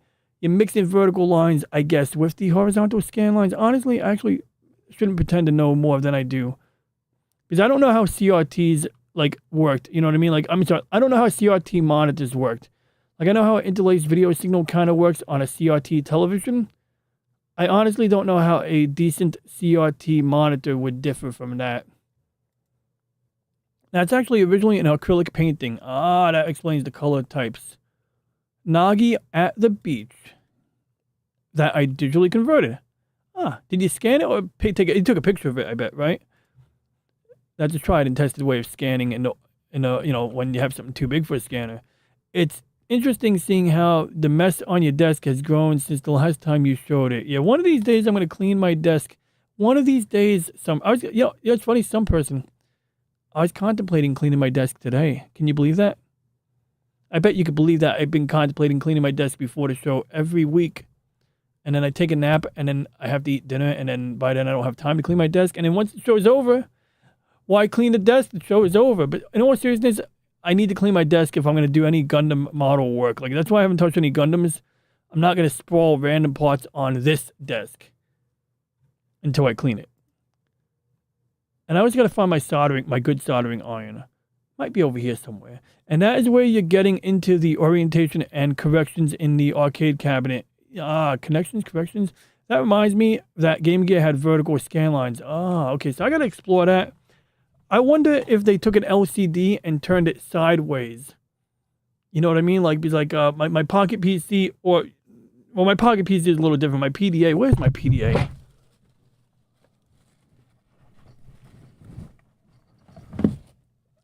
I gotta check the batteries on here. But one thing I know is that when you rotate it sideways to watch video in landscape mode, the viewing angle is like And the viewing angle is better. When you look at it like this, the light hits it a certain way, it just looks better. Better contrast. But also I noticed that the refresh, it either refreshes like this or like this. And maybe that has something to do with the orientation of the lines, or maybe the orientation of the lines is a result of the direction it refreshes in. That's something that maybe one day I will understand. Correct, LCX. Game Gear was vertical scale lines. Okay, so you guys are both in on this, huh? Okay, so that's interesting. I mean, I'm going to look into that one specifically, but just in general, like, I wish I understood more about how scan lines work in general, you know what I mean? But, like, especially when you're rotating the screen. Like, I'm wondering, did they rotate the screen, or does it somehow drive the LCD with a different scan line pattern? That's going to be interesting to find out. Generally, the old school, it depends on whether the TV is oriented like a TV you would have in your house, or if they use overscan and turn it sideways. Oh no, I want a show about old Laserdisc games. Oh god. That was pretty interesting, actually, what I learned. So now, final subject before we tune into Aris. Because we are tuning into Aris. I have this device that I bought, and Elle sent me a link to a Filipino website that sells the same product. I have literally the Amazon listing and the Filipino version on a web page on one of my monitors. Or do I? Not anymore, apparently. Oh, yeah, because I had to restart my computer before the stream. Meaning that it's going to freaking... Oh, good, it's working. Oh, good, the weather cleared up. The telescope should have better performance. So here's one example, right? This is the device that I have on my desk right now. And what it does is it comes with a magnetic sticker that you can stick it onto your phone, or you can clip it on. And I have the clip right over here. So you can see here, I can't see what I'm showing you right now. I was hoping, where's the OBS window? Oh, I lost it. That's a good one. Who needs the OBS window? Here it is. So this is the clippy thing. And essentially you plug this into a USB-C power source, right? And you press this button, it turns on, and it has a 2-digit segmented display. And that's representing the temperature in Celsius. So this part gets so cold that I can build, you know in the movie Dune when they breathe out of their noses and it turns into water? Yeah, so there's the bottom. This part is magnetic. I can literally put it on the side of my computer like right now. See? And I can cool my computer down using this. Now, the way this works is a lot like the camera on my telescope. Inside here, there's a thermoelectric cooler. When it receives electricity, this side gets cold, this side gets hot. And so if you take something warm like my hand and put it on here, the coldness will, of course, absorb the heat, so to speak, or it'll rob the heat from my hand. But ultimately, in order to stay cold, it has to blow air on this aluminum heat sink. And so generally, the more power this uses, the more inefficient it is. This one seems not to be too aggressive, but when you take 12 volts and you give it to a thermoelectric cooler without a thermostat, it forms condensation within 5 seconds. And in under 5 seconds after the condensation forms, it turns to ice. And that's basically what my astronomy camera uses. But the idea of this is you'd stick it on your phone. So it comes with some accessories. And until I get my phone repaired, I'm not going to put the magnet on. In fact, I'm not going to put the magnet on my phone probably anytime soon. I don't know. I bought this more as a novelty, but you can see you put this on your phone, and this is metal. But this is actually kind of metal, I think. But essentially, the idea is that instead of clipping it to your phone, you just use that magnetic piece to magnetically affix it to your phone. And if you don't want to magnetically affix it to your phone, you do the thing. And it's got 2 settings, low and high. So on the high setting, it runs the fan at a higher RPM. And the top starts to get warm, but this gets cold. Now we're going to do something cool. We're going to do, the movie Dune? Watch this. I'm going to breathe on it. Wait, is this in focus?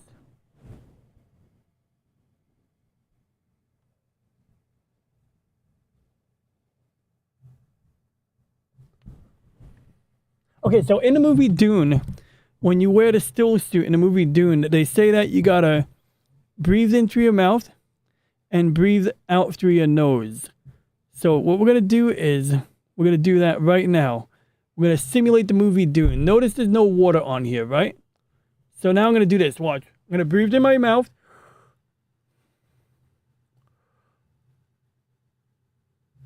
And we're gonna simulate what they do in the movie Dune. Don Quixote Laserdisc Arcade. That reminds me, these things might be better than PC chassis fans. So they're not because they're inefficient. They are cool though. Like, I thought about it too. I was thinking, what if I get 10 of these and I just stick them on the side of my computer? For the amount of cooling they provide, they would waste a lot of electricity. But on top of that, they would probably dump out enough heat into the room to be counterproductive. That said, it would be interesting. Also, you can't put a thermoelectric cooler on top of a CPU, unfortunately. I mean, you could, but the amount, basically, if you're going to use a thermoelectric cooler to cool a modern CPU, you're better off using like a refrigerator, like using Freon and refrigerant and building your own refrigerant pump, basically. And that's why, some weeks ago, you remember I did that stream where I designed a water cooler where I circulate water through my computer's water block. So I'd have instead of a heat sink, I'd have a water block, and the water would go through the water block. But then instead of going to like a conventional radiator, like as a typical water cooling system on a PC would do, I would send the water to a 50-gallon fish tank, and the pipe of copper would just zigzag or, spiral through the fish tank, and the water in the tank would absorb the heat through the copper pipe. So the water from the computer wouldn't necessarily go into the fish tank. It's just that the heat would transfer from the pipe into the tank.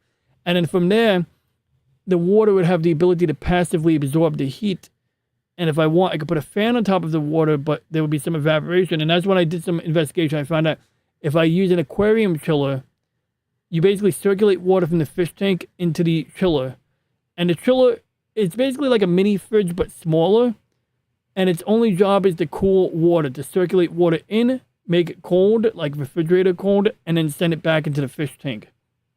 And that would actually be more energy efficient, and it uses the same technology as a regular refrigerator. And that would be more energy efficient than a thermoelectric cooler. And I've done some testing. I've used thermoelectric coolers of larger sizes. And they get, there's basically one side is the cold side, and this is the hot side.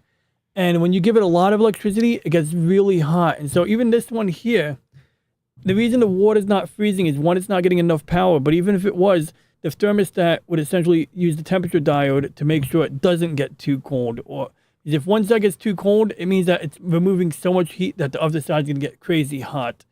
Yeah, man. Yo, dude, I've been making great progress on, I just went over it. I could do a quick rundown for you because I do want to do a quick recap. I didn't really do a complete overview, but I did like enough of an overview to explain why I'm going through the trouble of exploring CRT shaders in RetroArch. Also, I'm simulating the movie Dune. I'm wearing a still suit. And in the movie Dune, they say you got to breathe through your mouth and breathe out of your nose so that the still suit can take the water and distill it and recycle the water. Because as you know, the still suit recycles your sweat.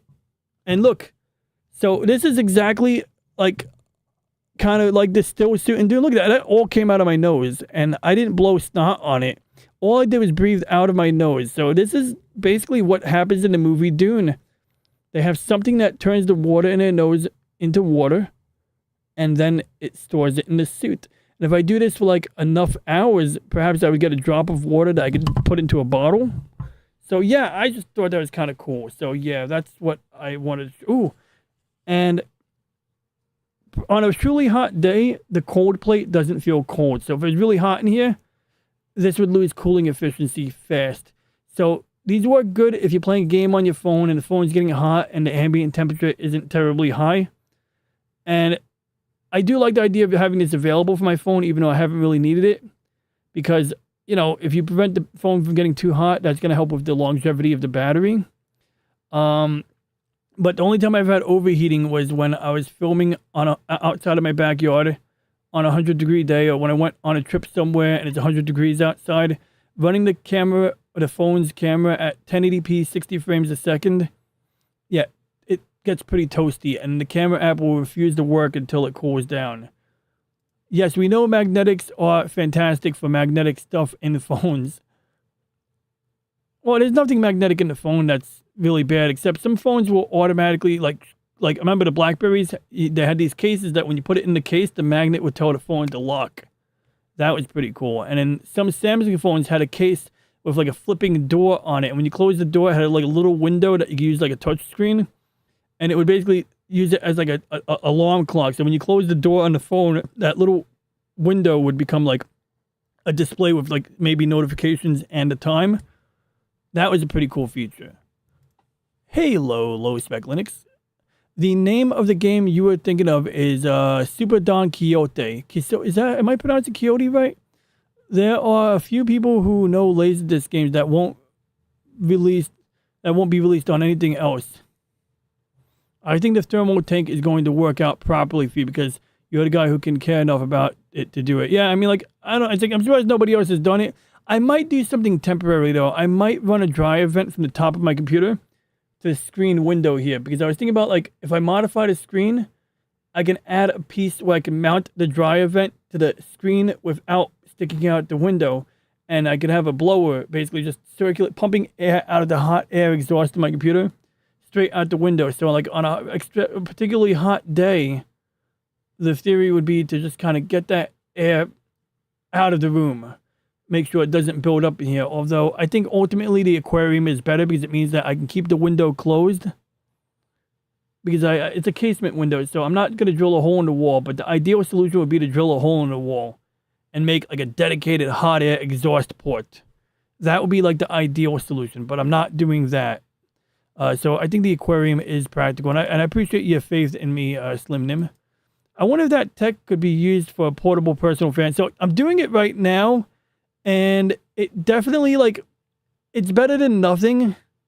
Maybe if you wear 5 of these. The ironic thing is that on a truly hot day, if you had 5 of these on, you'd probably feel the hot air coming off the sides.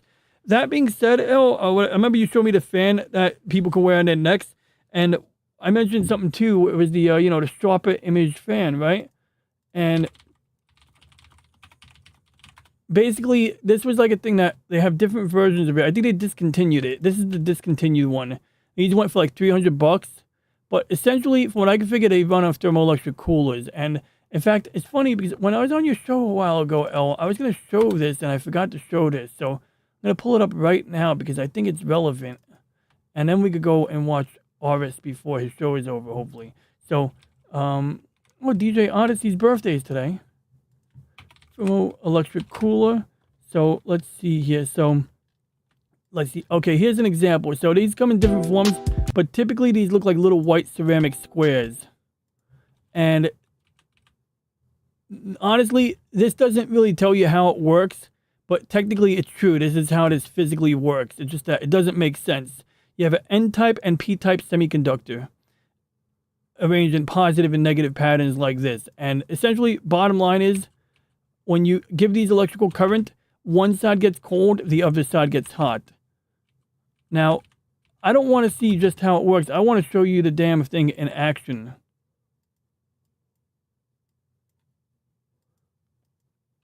Okay, so this guy's stacking. So there's a trick they do sometimes. They stack multiples together.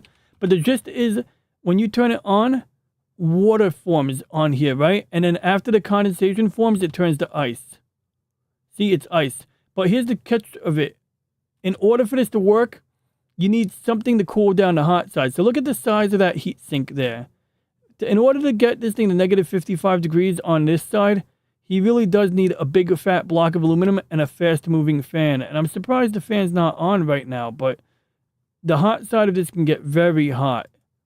And so what usually happens is if you don't have a heat sink and just power one of these up, it'll get cold, you'll get condensation, it'll turn to ice, and then within another 5 seconds after it turns to ice, it'll melt again because the heat from the hot side will creep back into the cold side. And essentially, it's using the magical quantum effect to take heat from one side and send it to the other side, but there's going to be a overhead, basically, of waste heat. So if you're removing, like, say, 10 BTUs of heat, or let's say 5 watts of heat, it's going to dump out 10 watts of heat on the other side while consuming 15 watts of electricity total, or something like that. Like, it's like there's definitely like an overhead. There's like, it puts out more heat than it actually removes from the thing. So it means that versus a CPU fan and just a fan and a heat sink, this is going to put more, it's going to keep your CPU cool, but it's going to heat up the room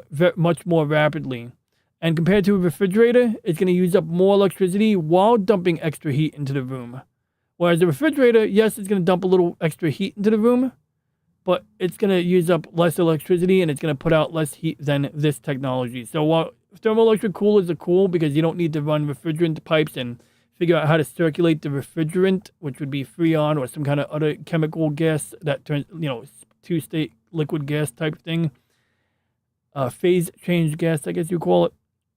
It's like these have convenience in certain applications. Like on my telescope, I give it a power supply and it keeps the camera cool. And in the wintertime, these things get ice cold. Now, there's another trick you can do with these.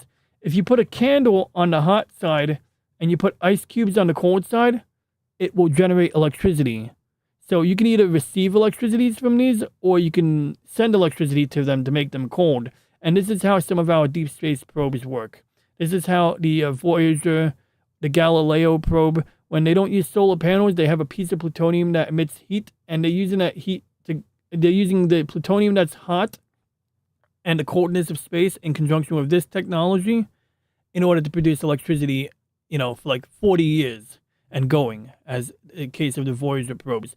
Cool down some plate inside the thing, then have a fan blow it on your face. Yeah, I mean, trust me, it's nice. Maybe an intake to an output fan? Well, basically, that's kind of one option. That's what I'm thinking. So actually, it's funny you mention that. Oh, so for my computer, if I use a dryer vent, that's what I would do. So I was thinking about this. I was either going to buy one dryer vent and run it from the air conditioner to my computer. And then, as an experiment, I would do two things. I would run the dryer vent from my air conditioner's cold air into my computer so the computer is sucking in cold air. And then another experiment would be where I put the pipe from the hot air exhaust out my window, or I can send the hot air exhaust into the air conditioner's intake. I don't know. I just got a couple of ideas. Funny thing, Slim Nim, I noticed there was something that said Scum VM while I was downloading emulator cores for RetroArch. Blade Runner is what I was thinking of. This is the popular fan nowadays.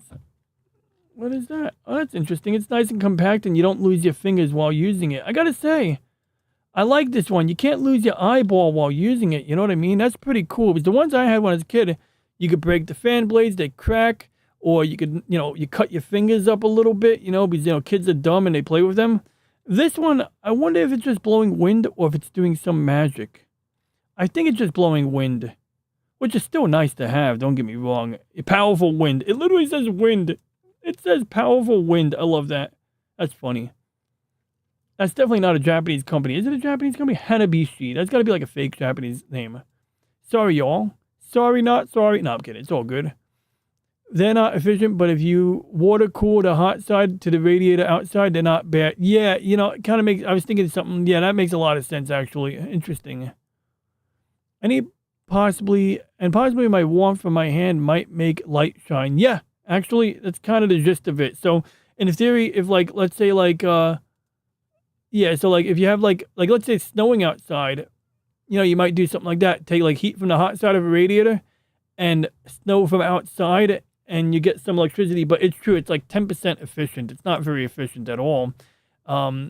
And that's why, you know, they use them where they absolutely need to use them, but they're not commonly used elsewhere.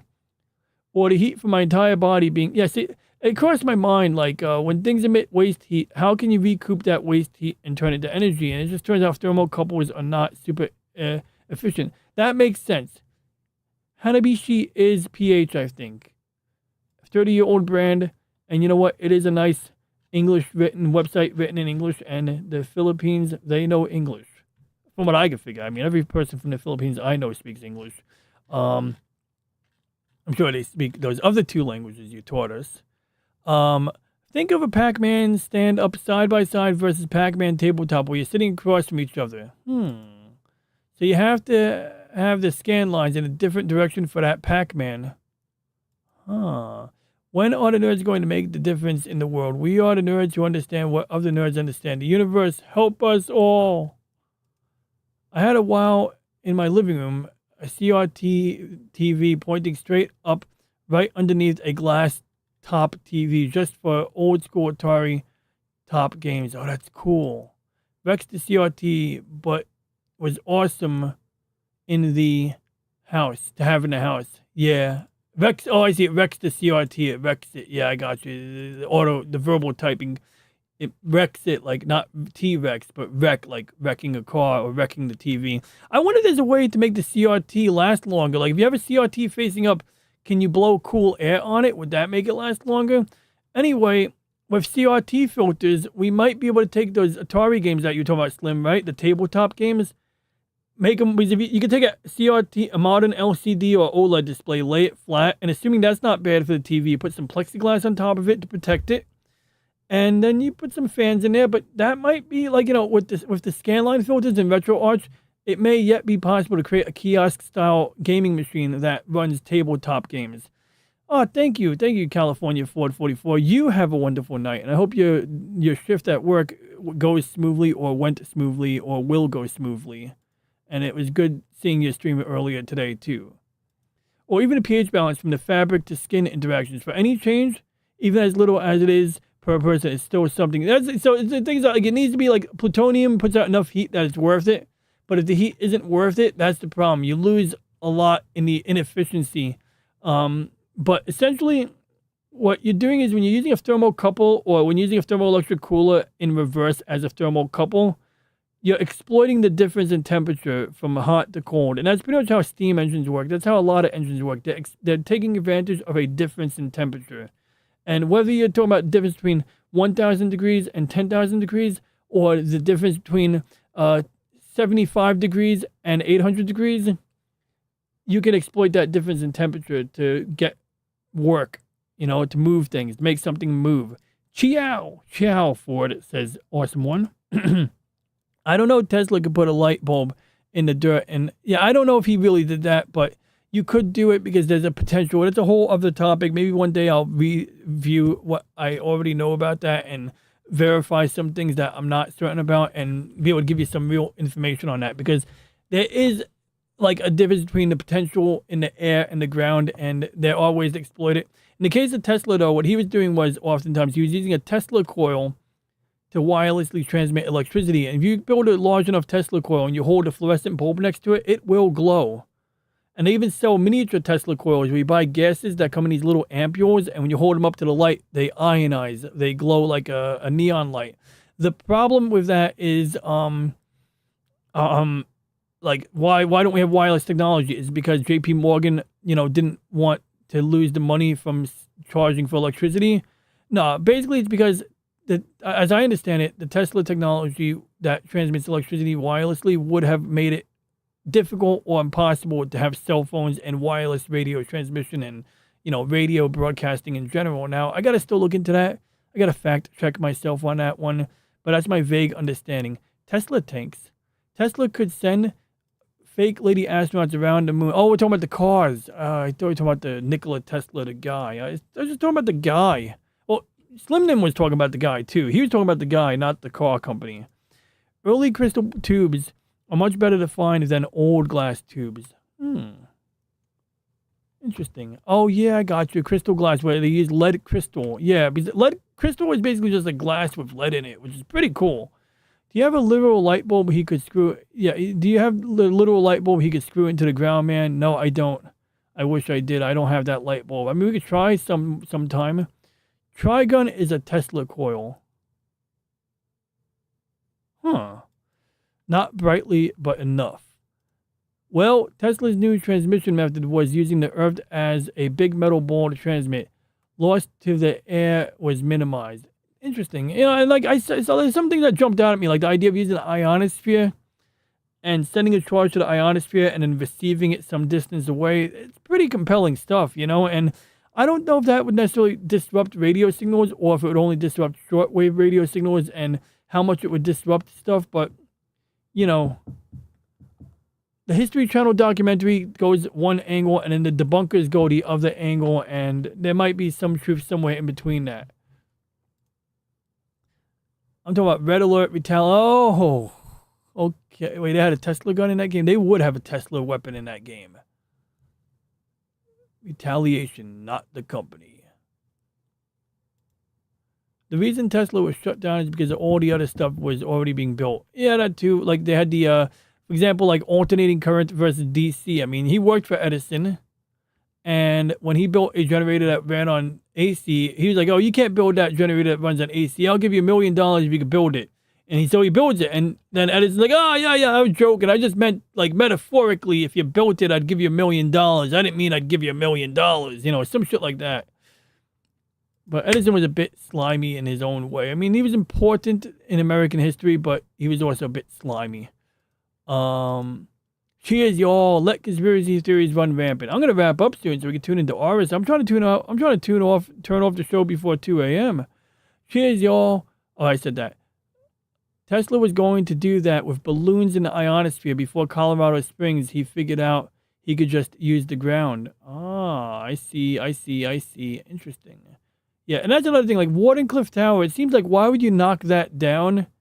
So that's where the conspiracy theory kind of gets some legs. It's like, you build this big expensive tower, why destroy it? Why knock it down? Surely somebody else could use it for something, but maybe there was concern that it would be dangerous. Maybe they were worried it would collapse on some kid. I don't know. Maybe they were worried that somebody would use it to, like, in electronic warfare. I don't know.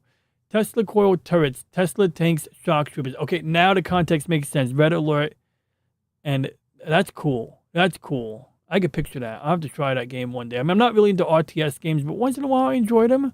Most of the time I suck at them and I get impatient. Although I don't know. I mean, I played StarCraft 64 a year ago and that was kind of fun, even though the control sucked. Age of Empires started my addiction that led to Red Alert. And also Tim Curry's in that game. So that would be kind of cool to see, Tim Curry. Hey, Awesome One says the Peter Venkman fan site. You're going past 2 a.m. for a few minutes, man. I'm not. I'm trying not to. I really want to get... I got to work on something. Anyway, I got to work on 5 things before Friday. At Colorado Springs, 1899 to 1900, he figured out use the ground. How to use the ground. Or that he could use the ground. Interesting. 1899 to 1900. Or aren't they? Doo-doo-doo. Conspiracy theories. Or are they? Doo-doo-doo. That's what a theremin sounds like. It's like the Doctor Who song. Free energy is the enemy to the people who want to take the money. Mrs. Peter Griffin. I'm Lois Griffin. Peter. I'm sorry, it's my Lois Griffin impersonation. I know it's bad. Play StarCraft on PC. It's free. I have StarCraft on the PC and my N64, and I own it and I bootlegged it. But if I bootleg it and I own it, it's not bootlegging, is it? Because I own it. I own a license for the game. And Brood War. Enter power overwhelming Operation Seawall. Show me the money. Isn't there more? I was going to close my eyes while reading that so that I could prove that I memorized those. I know those codes. I always knew Operation Seawall. I forgot about power overwhelming, but it rings a bell now. And show me the money. That one gives you unlimited minerals. Yep. All very handy dandy. Probably why I suck at the game. Yeah. Because, like, that's the thing. Like, once I found out there were codes, I'm like, who needs them? Then I'm playing online. And, you know, first time you try to enter the cheats while you're playing the game online, you just end up sending a message to the other guy showing that you really were going to try to cheat on an online game. And then the Koreans who play StarCraft figured it out themselves anyway without doing that. But that's a whole other ball game. I'm ready for Ronnie to play the point-and-click adventure of Windows 95 or PlayStation 1 version of the X-Files. Oh, God. A boot on a leg. StarCraft is pretty fantastic, though. I mean, it's got like I like the video scenes from StarCraft 2 as well. The AI cheats. You should totally cheat back. Yeah. Oh, does it? The AI cheats in StarCraft? Well, in that case, I don't feel dirty for cheating. I only felt dirty for cheating when I played the game online with other people. But at that point, you can't cheat. So real quick. I'm going to explore the aperture grill on my own time, but now real quick, I'm just going to show you guys two more filters just because this is the topic at hand. So what about these other ones? Well, basically, look, this says potato because if your computer's a potato, that's the one you would use. But we're going to switch to MBZ. We're going to speak. Well, you saw what happened. Some of these filters don't preserve the effects. So now we're going to do something else. We're going to go to Nintendo. I want you guys to see what happens when I load a Nintendo game. That's NES for us Americans. And we're going to load, believe it or not, Blaster Master, which I saw Slim Nim play this game once. And the reason I'm loading Blaster Master is because this is going to allow us to really, I think, demonstrate how this works. So if we pause this real quick and I press, oh God, what button did I just press? I just pressed F8. So if we go to cheats, oh God, not cheats, shaders, and we turn off the shader. Now this shader didn't work. So, oh, you know why? The last shader I used was like broken. So we're going to go here and we're going to load the smooth one.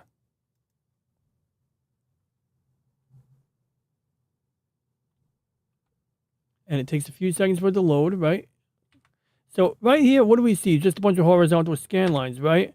So why would that be good? Well, I want to direct your attention to just the shapes of the lines. Notice it looks pretty smooth. It looks italicized. The letter S in Sunsoft looks really nice.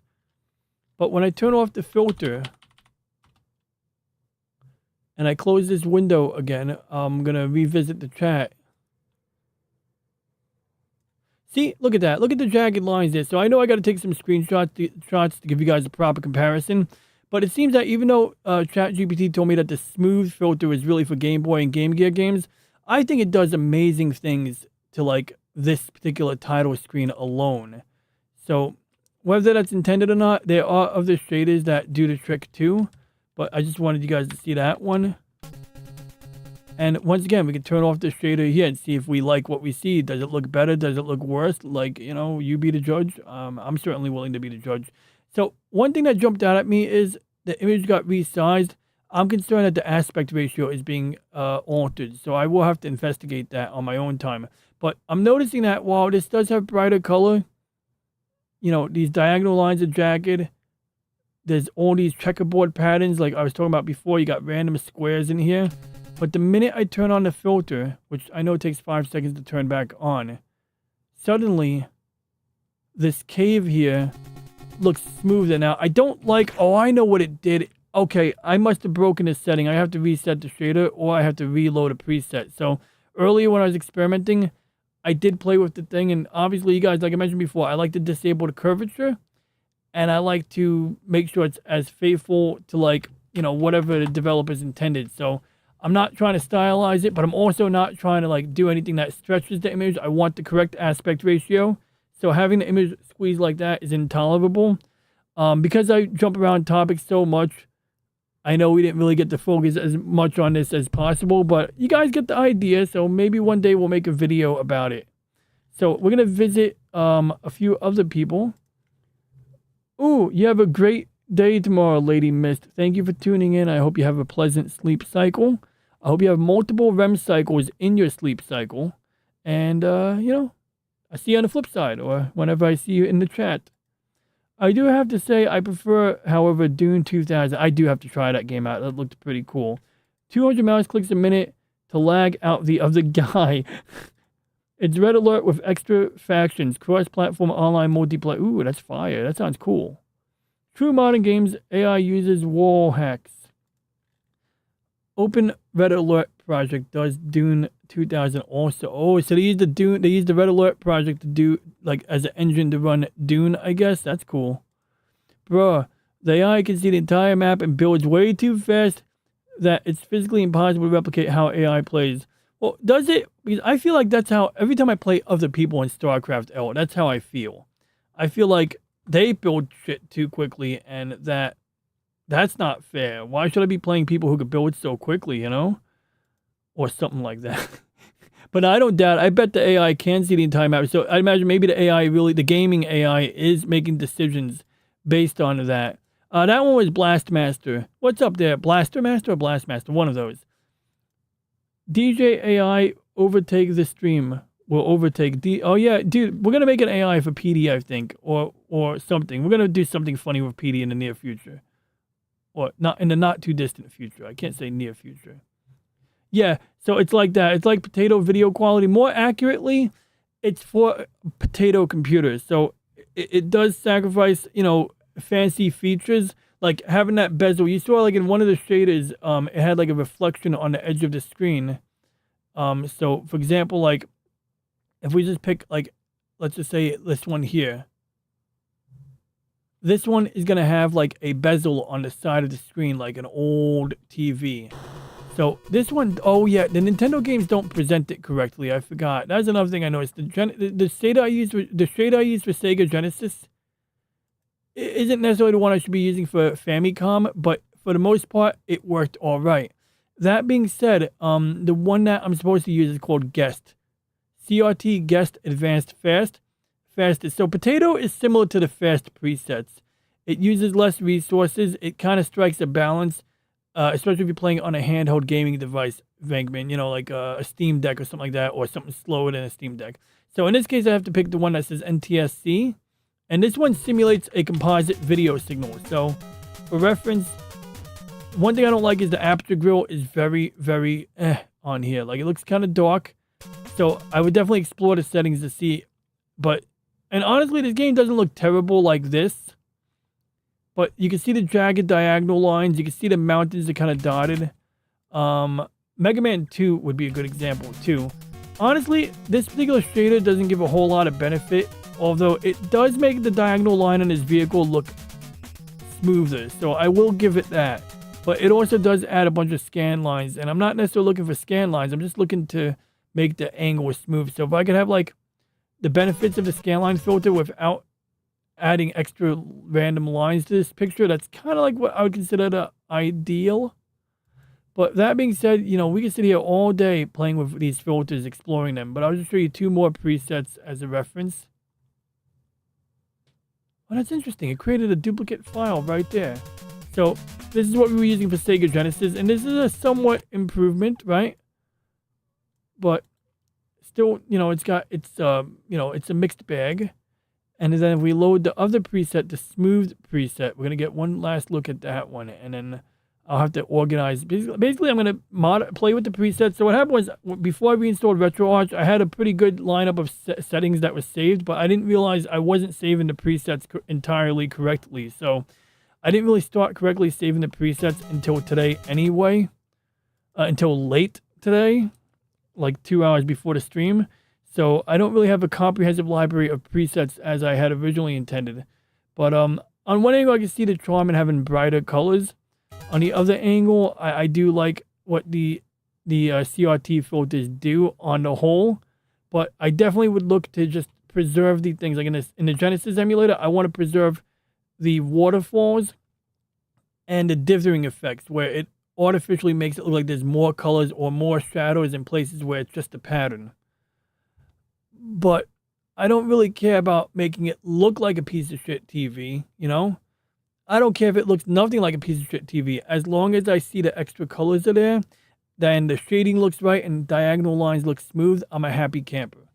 And unfortunately, like, to get the better filters that give you more control and that do a better job with all of those things, they can be more CPU or even GPU intensive. I think mainly CPU intensive. And so that's why sometimes if it's overwhelming for the computer to handle that, you'll use the potato version in order to, you know, give your computer some breathing room. So anyway, let's read the rest of the chat and we'll wrap this up. Low spec links. Later, folks. Have a good night. I got another stream coming up. Oh, is that tonight? I got to tune in on that. Oh, I might be tuning into Low Spec Linux Laptop. I think, is that going to be, how do I click on his name? I want to see his upcoming stream. Go to channel. Yeah, he does have another stream coming up. Jedi Outcast. No, he's playing Oblivion. So, Oblivion with Low Spec. And then is Aris still on? Did I miss him yet? Because I hope I didn't miss him. I meant to stop and my stream early. I meant to start my stream early so I could watch Aris. Okay, and I'm going to be rating Aris and Low Spec. Because I have so many monitors I can do that. And, you know, Peace Linux. That would be a cool Linux distro. That sounds like a Linux distro. Peace Linux. I smoothed out Commander Keen. Oh, that's a good game. And it just did not look right, not pixelated. So that's, well, Commander Keen, if that's played on a PC and not a console, it needs the pixels. You know what I mean? Like, that's crossed my mind too. Like, so really, I'm focusing on things that were hooked up to a composite video signal or a RF modulator that were hooked up to a CRT TV. If it was played on a monitor, like, you know, and especially a low resolution monitor, like, I remember, like, I was playing NES games on my first laptop, and it was a 640 by 480 screen. And even though there's no CRT filters, it looks really good because, you know, playing Metroid, I'm not expecting these scaline filters. I'm not expecting it to be, you know, like my CRT TV. And on one angle, it was a welcome change because instead of having, like, the fuzzy picture from the piece of shit CRT I had at the time, I have these crisp, sharp colors. So that was kind of cool in its own way, novelty. But also, going from something that's similar to like 320 by 240. Nintendo is like 256 by something resolution. But basically, let's just say 320 by 240. To make it fit on my first laptop screen, we're only doubling it to 640 by 480. And that screen was only this big. It was like an 11-inch screen. It was not terribly big. So, you know, whereas when you play on like a 60-inch modern TV or a 40-inch or a 29-inch or a 24 to 27-inch LCD monitor in 1080p, then that's where you suddenly start to see like where some things might be nice to have with the filter. But once again, I'm not so concerned about just that. Like I said, the original reason I was on this quest is to get those sonic waterfalls, because I said I refuse to believe that you need to get a CRT television in order to get those transparent sonic waterfalls. Once I found out there were people buying CRTs, collecting CRTs, and holding on to CRTs just to have that ability, I was like, there's got to be another way. And I saw a guy who was selling an LCD screen that looks like a big-ass old monitor, but it had extra electronics. It was customizable. I think he was trying to make it a Kickstarter project. And the idea was sound, but realistically, it probably would have just been more economical to put that money into coming up with something else, like a box that you could hook up to any display. On the other hand, that's a whole other rabbit hole. So you guys get the drift. Not even a 6502 or 6499 processor. The best example you're going to see of the filter is probably a said to say BOB. BOB? Getting REM cycles in my sleep cycle is hard. REM cycles, I know. Yeah, it's a hard thing anymore. I got you. Good night, Lady Miss, says James. R-E-M. Yeah, I got you. So, I, Longer Ronnie, wish you well and good sleep. Aw. They're using keyboard shortcuts. Who's using keyboard shortcuts? Oh, yeah, those people. They're cheating. hotkey and micromanaging using the function keys during clashes. Yeah. You're right. Yeah. Especially like on the most basic level, you highlight a bunch of Marines, right? You do control click, and then you can call it up by pressing control 1 or control 2 later on. So I definitely get that one. I definitely understand that one. I made some use of that when I learned about it, but yeah, I just never was quick with it, or sometimes I get confused, or sometimes I make a mistake, or maybe I did it slowly. Maybe I wasn't highlighting the guys right, and I didn't have the patience to practice that game a lot. Should we talk about overscan for a moment? Because it doesn't make a difference if you're going to try and pull off some of the old school RCT. Well, I don't know what to say about overscan and RCT.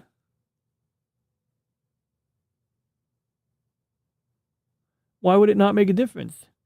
Well, anyway, I mean, I think some emulators will block the overscan area, but that's a good question. I don't even know where to begin with overscan, to be honest. Like, I know of the concept of overscan, but perhaps I don't truly know. It's your Turbo Tater, Judas Priest. Judas Priest. Welcome back. I was away. Welcome back, Padawannabe. Ciao, Scanline Nerd. Commander Keen is absolutely best played in the lowest resolution. Yeah, I could see that. At the highest frame rate. Oh, yeah, well, especially on an older computer. You might, like I remember playing Wolfenstein on my IBM AT. I think I had to play it in black and white and shrink the image box so that I can get a higher frame rate while playing it on a 286. I will always give up resolution in a game for speed and accuracy. Yeah, I dig that. That's the reason. That's what I tell people. Like when people go, "Oh, this computer won't let me play 4K at 100 frames a second." It's like, well, buddy, pick one.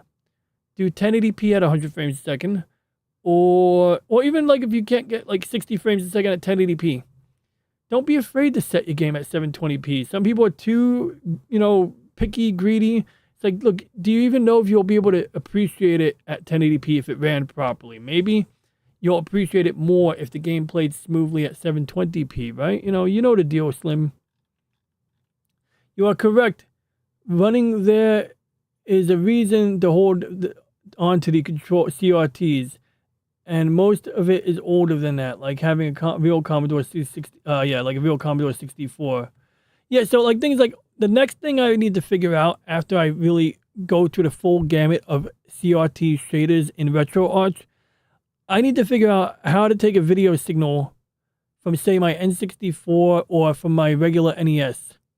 I want to take the video signal from my NES, send it into the HDMI input on my PC, and then apply some kind of shading filter to that signal in real time. Almost like if you could send a video into RetroArch and apply the shader, except it doesn't work like that.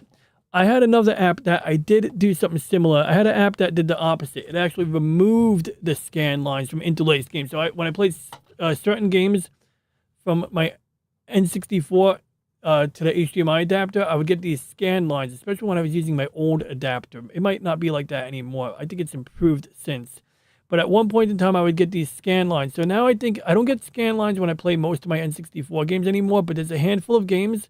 Star Wars Rogue Squadron, Star Wars Battle of Naboo, and Battle for Naboo, and South Park 64. And those games get blatant scan lines on them. And so I would need to actually apply a de-interlacing filter in real time to that signal. And there's a few different ways to do it. And one of them is just very, very, convoluted.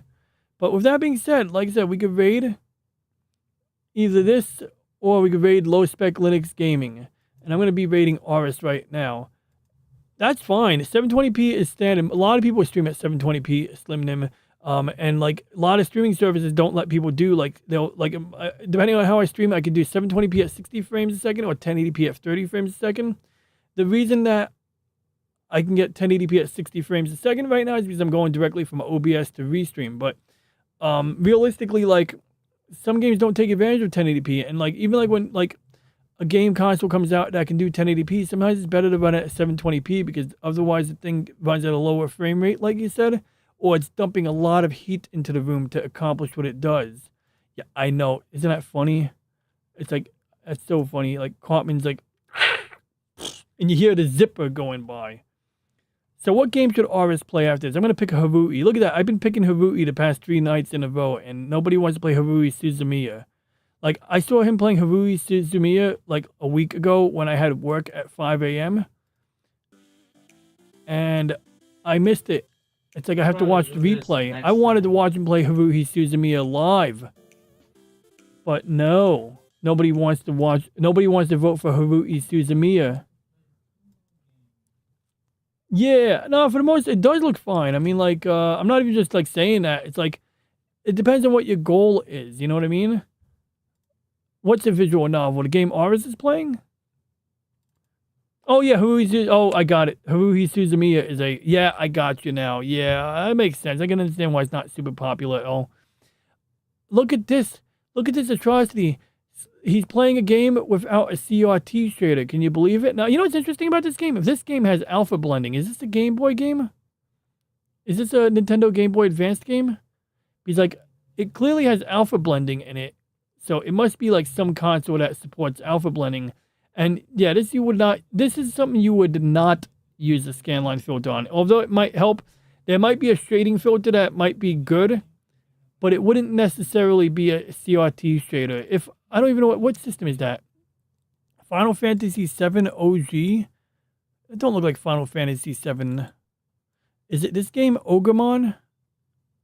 Ogremon. Ganbare, Gogomon. Oh, so this is Super Nintendo, so then I guess it could benefit from the shaders. Okay, you know what? I'll download the game and try it out on my own time, and I'll see how that goes. I'm curious. I'm going to explore that. I got you, El. Thank you. I'm going to continue the same conversation in the camp. Super Famicom, I think. Capcom. Looks great. Lol, look at his chat.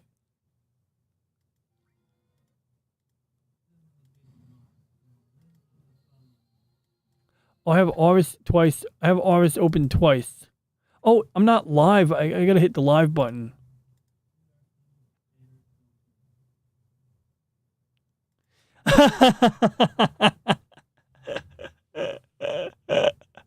This is a travesty.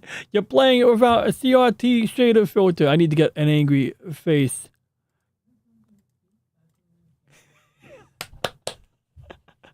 Oh God.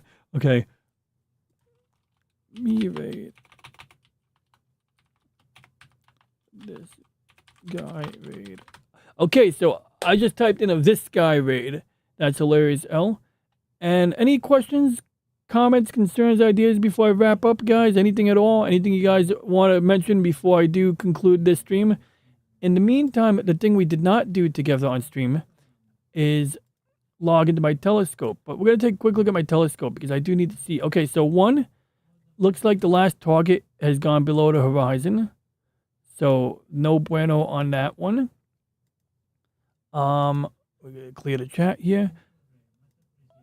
We have some pictures of some crap here.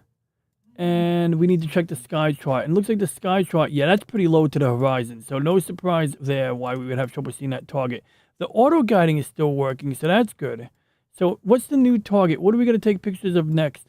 Well, I should check Stellarium because that has a much clearer star map. But for now, I'm going to just pick M51, I think. Or M101. We're going to pick M101. So he's going to slew to that target. And while that's happening, I'm going to open up Stellarium on this computer. Oh, why, thank you, El. Well, I appreciate you tuning in. I appreciate you hearing me out on why I'm so obsessed with these CRT shader filters. I'm definitely like a mixed bag. Like that video you sent me where the guy is like doing this convoluted crap and it doesn't even look better and the picture looked really dark. That one definitely, you know, qualifies for the question, why? That being said, maybe it does look good on his OLED screen in person. And I actually like noticed he had a website where you look up the monitor and you look up the brightness values for your monitors, because apparently there is something I can be doing on my end for some of the shaders we presented today, where it involves adjusting the brightness of the aperture grill or something so that it doesn't cut the brightness down so significantly. So I'm going to continue exploring that, and I will report my findings to everyone watching today at some future point in time. And with that being said, I want to thank SlimNim for, you know, of course, I want to thank you for tuning in LCX, SlimNim, Lady Mist, we had Low Spec Linux Gaming, we had Awesome One, we have James, We had a lot of other cool people here. We had the Peter Venkman fan site. Always great to see you wherever I tune in. I always try to give Peter Venkman fan site the last word in the chat, you know? Like a couple weeks ago on Snowdub Show, I said something after Venkman said the last word. I was like, oh my God, I'm in trouble. Karumi, the good gamer. Don Quixote, I want to thank Don Quixote for tuning in. I want to thank some person for tuning in and being here early. He was one of the first to tune in. There's Lady Mrs. Misty emoji. And I think that about covers everybody in the chat. And it all depends on the game. What was it designed for and when was it made? Absolutely, Slim Dim. That's a good point. The context matters. It really does, though. I mean, it's a lot of like so. I'm not necessarily going to apply the same scanline filter or even apply a scanline filter to something that was made for a different type of device, like a handheld or like what you mentioned, the way the scan lines are on Game Gear. I got to research that. Some games are designed for composite versus coax. And don't forget, some games can be played on a CRT through RGB connections. And so it doesn't necessarily make things complex, but it's just another thing to account for. And also, I did not touch the scanline filters for PlayStation and N64, but there are scanline filters, like there's one called New Pixel or New Pixie, and apparently that one is very well suited for running PlayStation 1 games in a way that makes them look good. And I did minimal testing with PlayStation, but I got to do further testing with PlayStation 1 before I really could speak on that. For more specifically, the system that is used, absolutely. So these are all good points. Thank you, Slim Dim, and thank you, the Peter Venkman fan site. So anyway, real quick, the galaxy I was looking at was called M101. So where is M101? Well, M101 is, if we type in the search here, this over here, and it looks like a pinwheel galaxy, and it's about that big. It's a magnitude 7. So M101 is good. The problem with M101 is it's already getting lower in the sky. So what I'm going to do is when I end this stream, I'm going to point my telescope at the prize comet globular cluster probably, because that one still has an opportunity to be at the peak of the height. Or maybe this one, M92. Or maybe we take more pictures of M13, the Hercules globular star cluster. Now I already took a number of pictures of Hercules, but maybe I should just take more pictures of Hercules just to make sure we have enough. So what we're going to do is we're going to do an experiment. I'm going to just quickly demonstrate to you guys how we do that. So that's M13. So we're going to go to M13 right now. So basically the gist of it is I go M13, I hit enter. Then I click the lightning bolt here. Then while the telescope is slewing to the target, I get this application ready. So we got the temperature on the camera at -10 degrees Celsius. We have the camera set to 5-minute exposures. We're going to lower it to something sane so that we can get a preview of what it's doing. And according to this, we can see the telescope is no longer moving, but it is still settling down. You can see the star in the corner is moving. So we got to wait for the star to stop moving before we can really do anything. So we're waiting for that star to settle down. And as soon as that star settles down, we go here and we're going to do what we call plate solving. And that's where we basically have a picture automatically align this against the star. Well, dude, I did a lot of good work on processing raw image data yesterday. So we might have something to show for my recent efforts. I really did put a lot of work into that yesterday. So now we do plate solving and resync. It's going to take a picture, compare it to the sky chart. It's going to identify what's in the picture, but it's also going to recenter the telescope automatically to make sure that this object is in the center of the frame. So, it's interesting. So, what naming convention did I use before?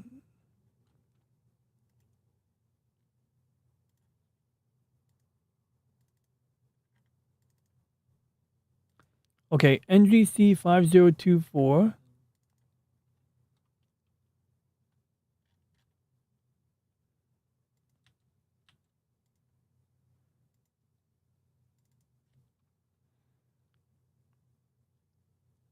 Oh, bummer. Okay, there we go. Okay, so that's one. NGC 6205. We're going to use that name. Then we're going to verify, are we on target? I think we're on target now. Because we can see that star is more or less in the middle of that crosshairs. But if we want to double check, we just click on this button here. It's going to take the picture. It's going to automatically recenter it. Then when we click on the button again, this should be in the correct spot. If it's not, we're not going to get bent out of shape over it. Now we go over here.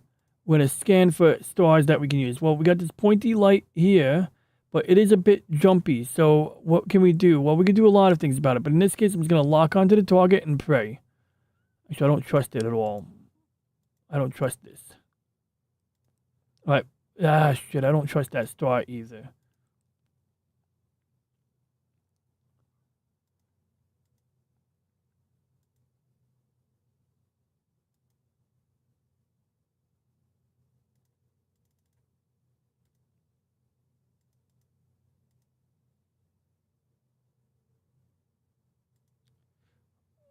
Well, anyway, there we go. It's going to keep us on target, hopefully. Then, finally, we're going to keep it real simple, guys. I'm just going to tell this to do 5-minute exposures in red, green, and blue. Boom, boom, boom. And I'm not going to have to do anything now. I've thought about this, but I'm not sure if I'm crazy about this. But I think what we're going to do is we're going to do 2 10-minute exposures in the hydrogen filter. It might work. It might not work, but we're going to give it a shot. So all I do is I click run.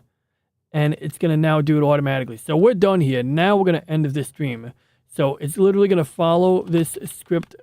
It's going to follow that script. It's going to run the autofocus, take pictures. Then it's going to change the color filter. Autofocus, every time it switches filter, it has to run the autofocus. It's going to do that. Then it's going to take pictures. Then it's going to switch to the blue filter. So it's going to do red, blue, green, red, green, and blue. And every time it switches the filter, it has to do the autofocus. And then the pictures get stored in the folder. And then what do I do with those pictures? Well, I already started to work on that. And unfortunately, I had to restart my computer before the stream. So all of the folders and files I had opened associated with the work I was doing are closed. But thanks to the magic of AI, I have very clear instructions on how to do this. And that's because Kodachrome gives you those nice, fine colors. Those blues of summer.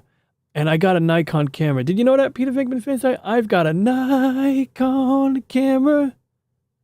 I'm not going to sing. I'm not good at singing. But I do have a Nikon camera. I do. I have the same Nikon camera that Simon Funkel was talking about. Simon Garfunkel, Paul Garfunkel. Yeah. Paul Garfunkel and Simon Paul.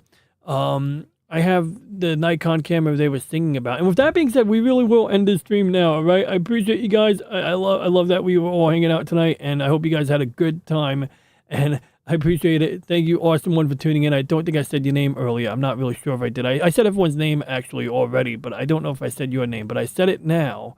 And with that being said, and yep, that's right, S-Video. And like I said, I just told you about the progress I made, but I didn't show you the progress, so maybe I'll show you the progress when I show it.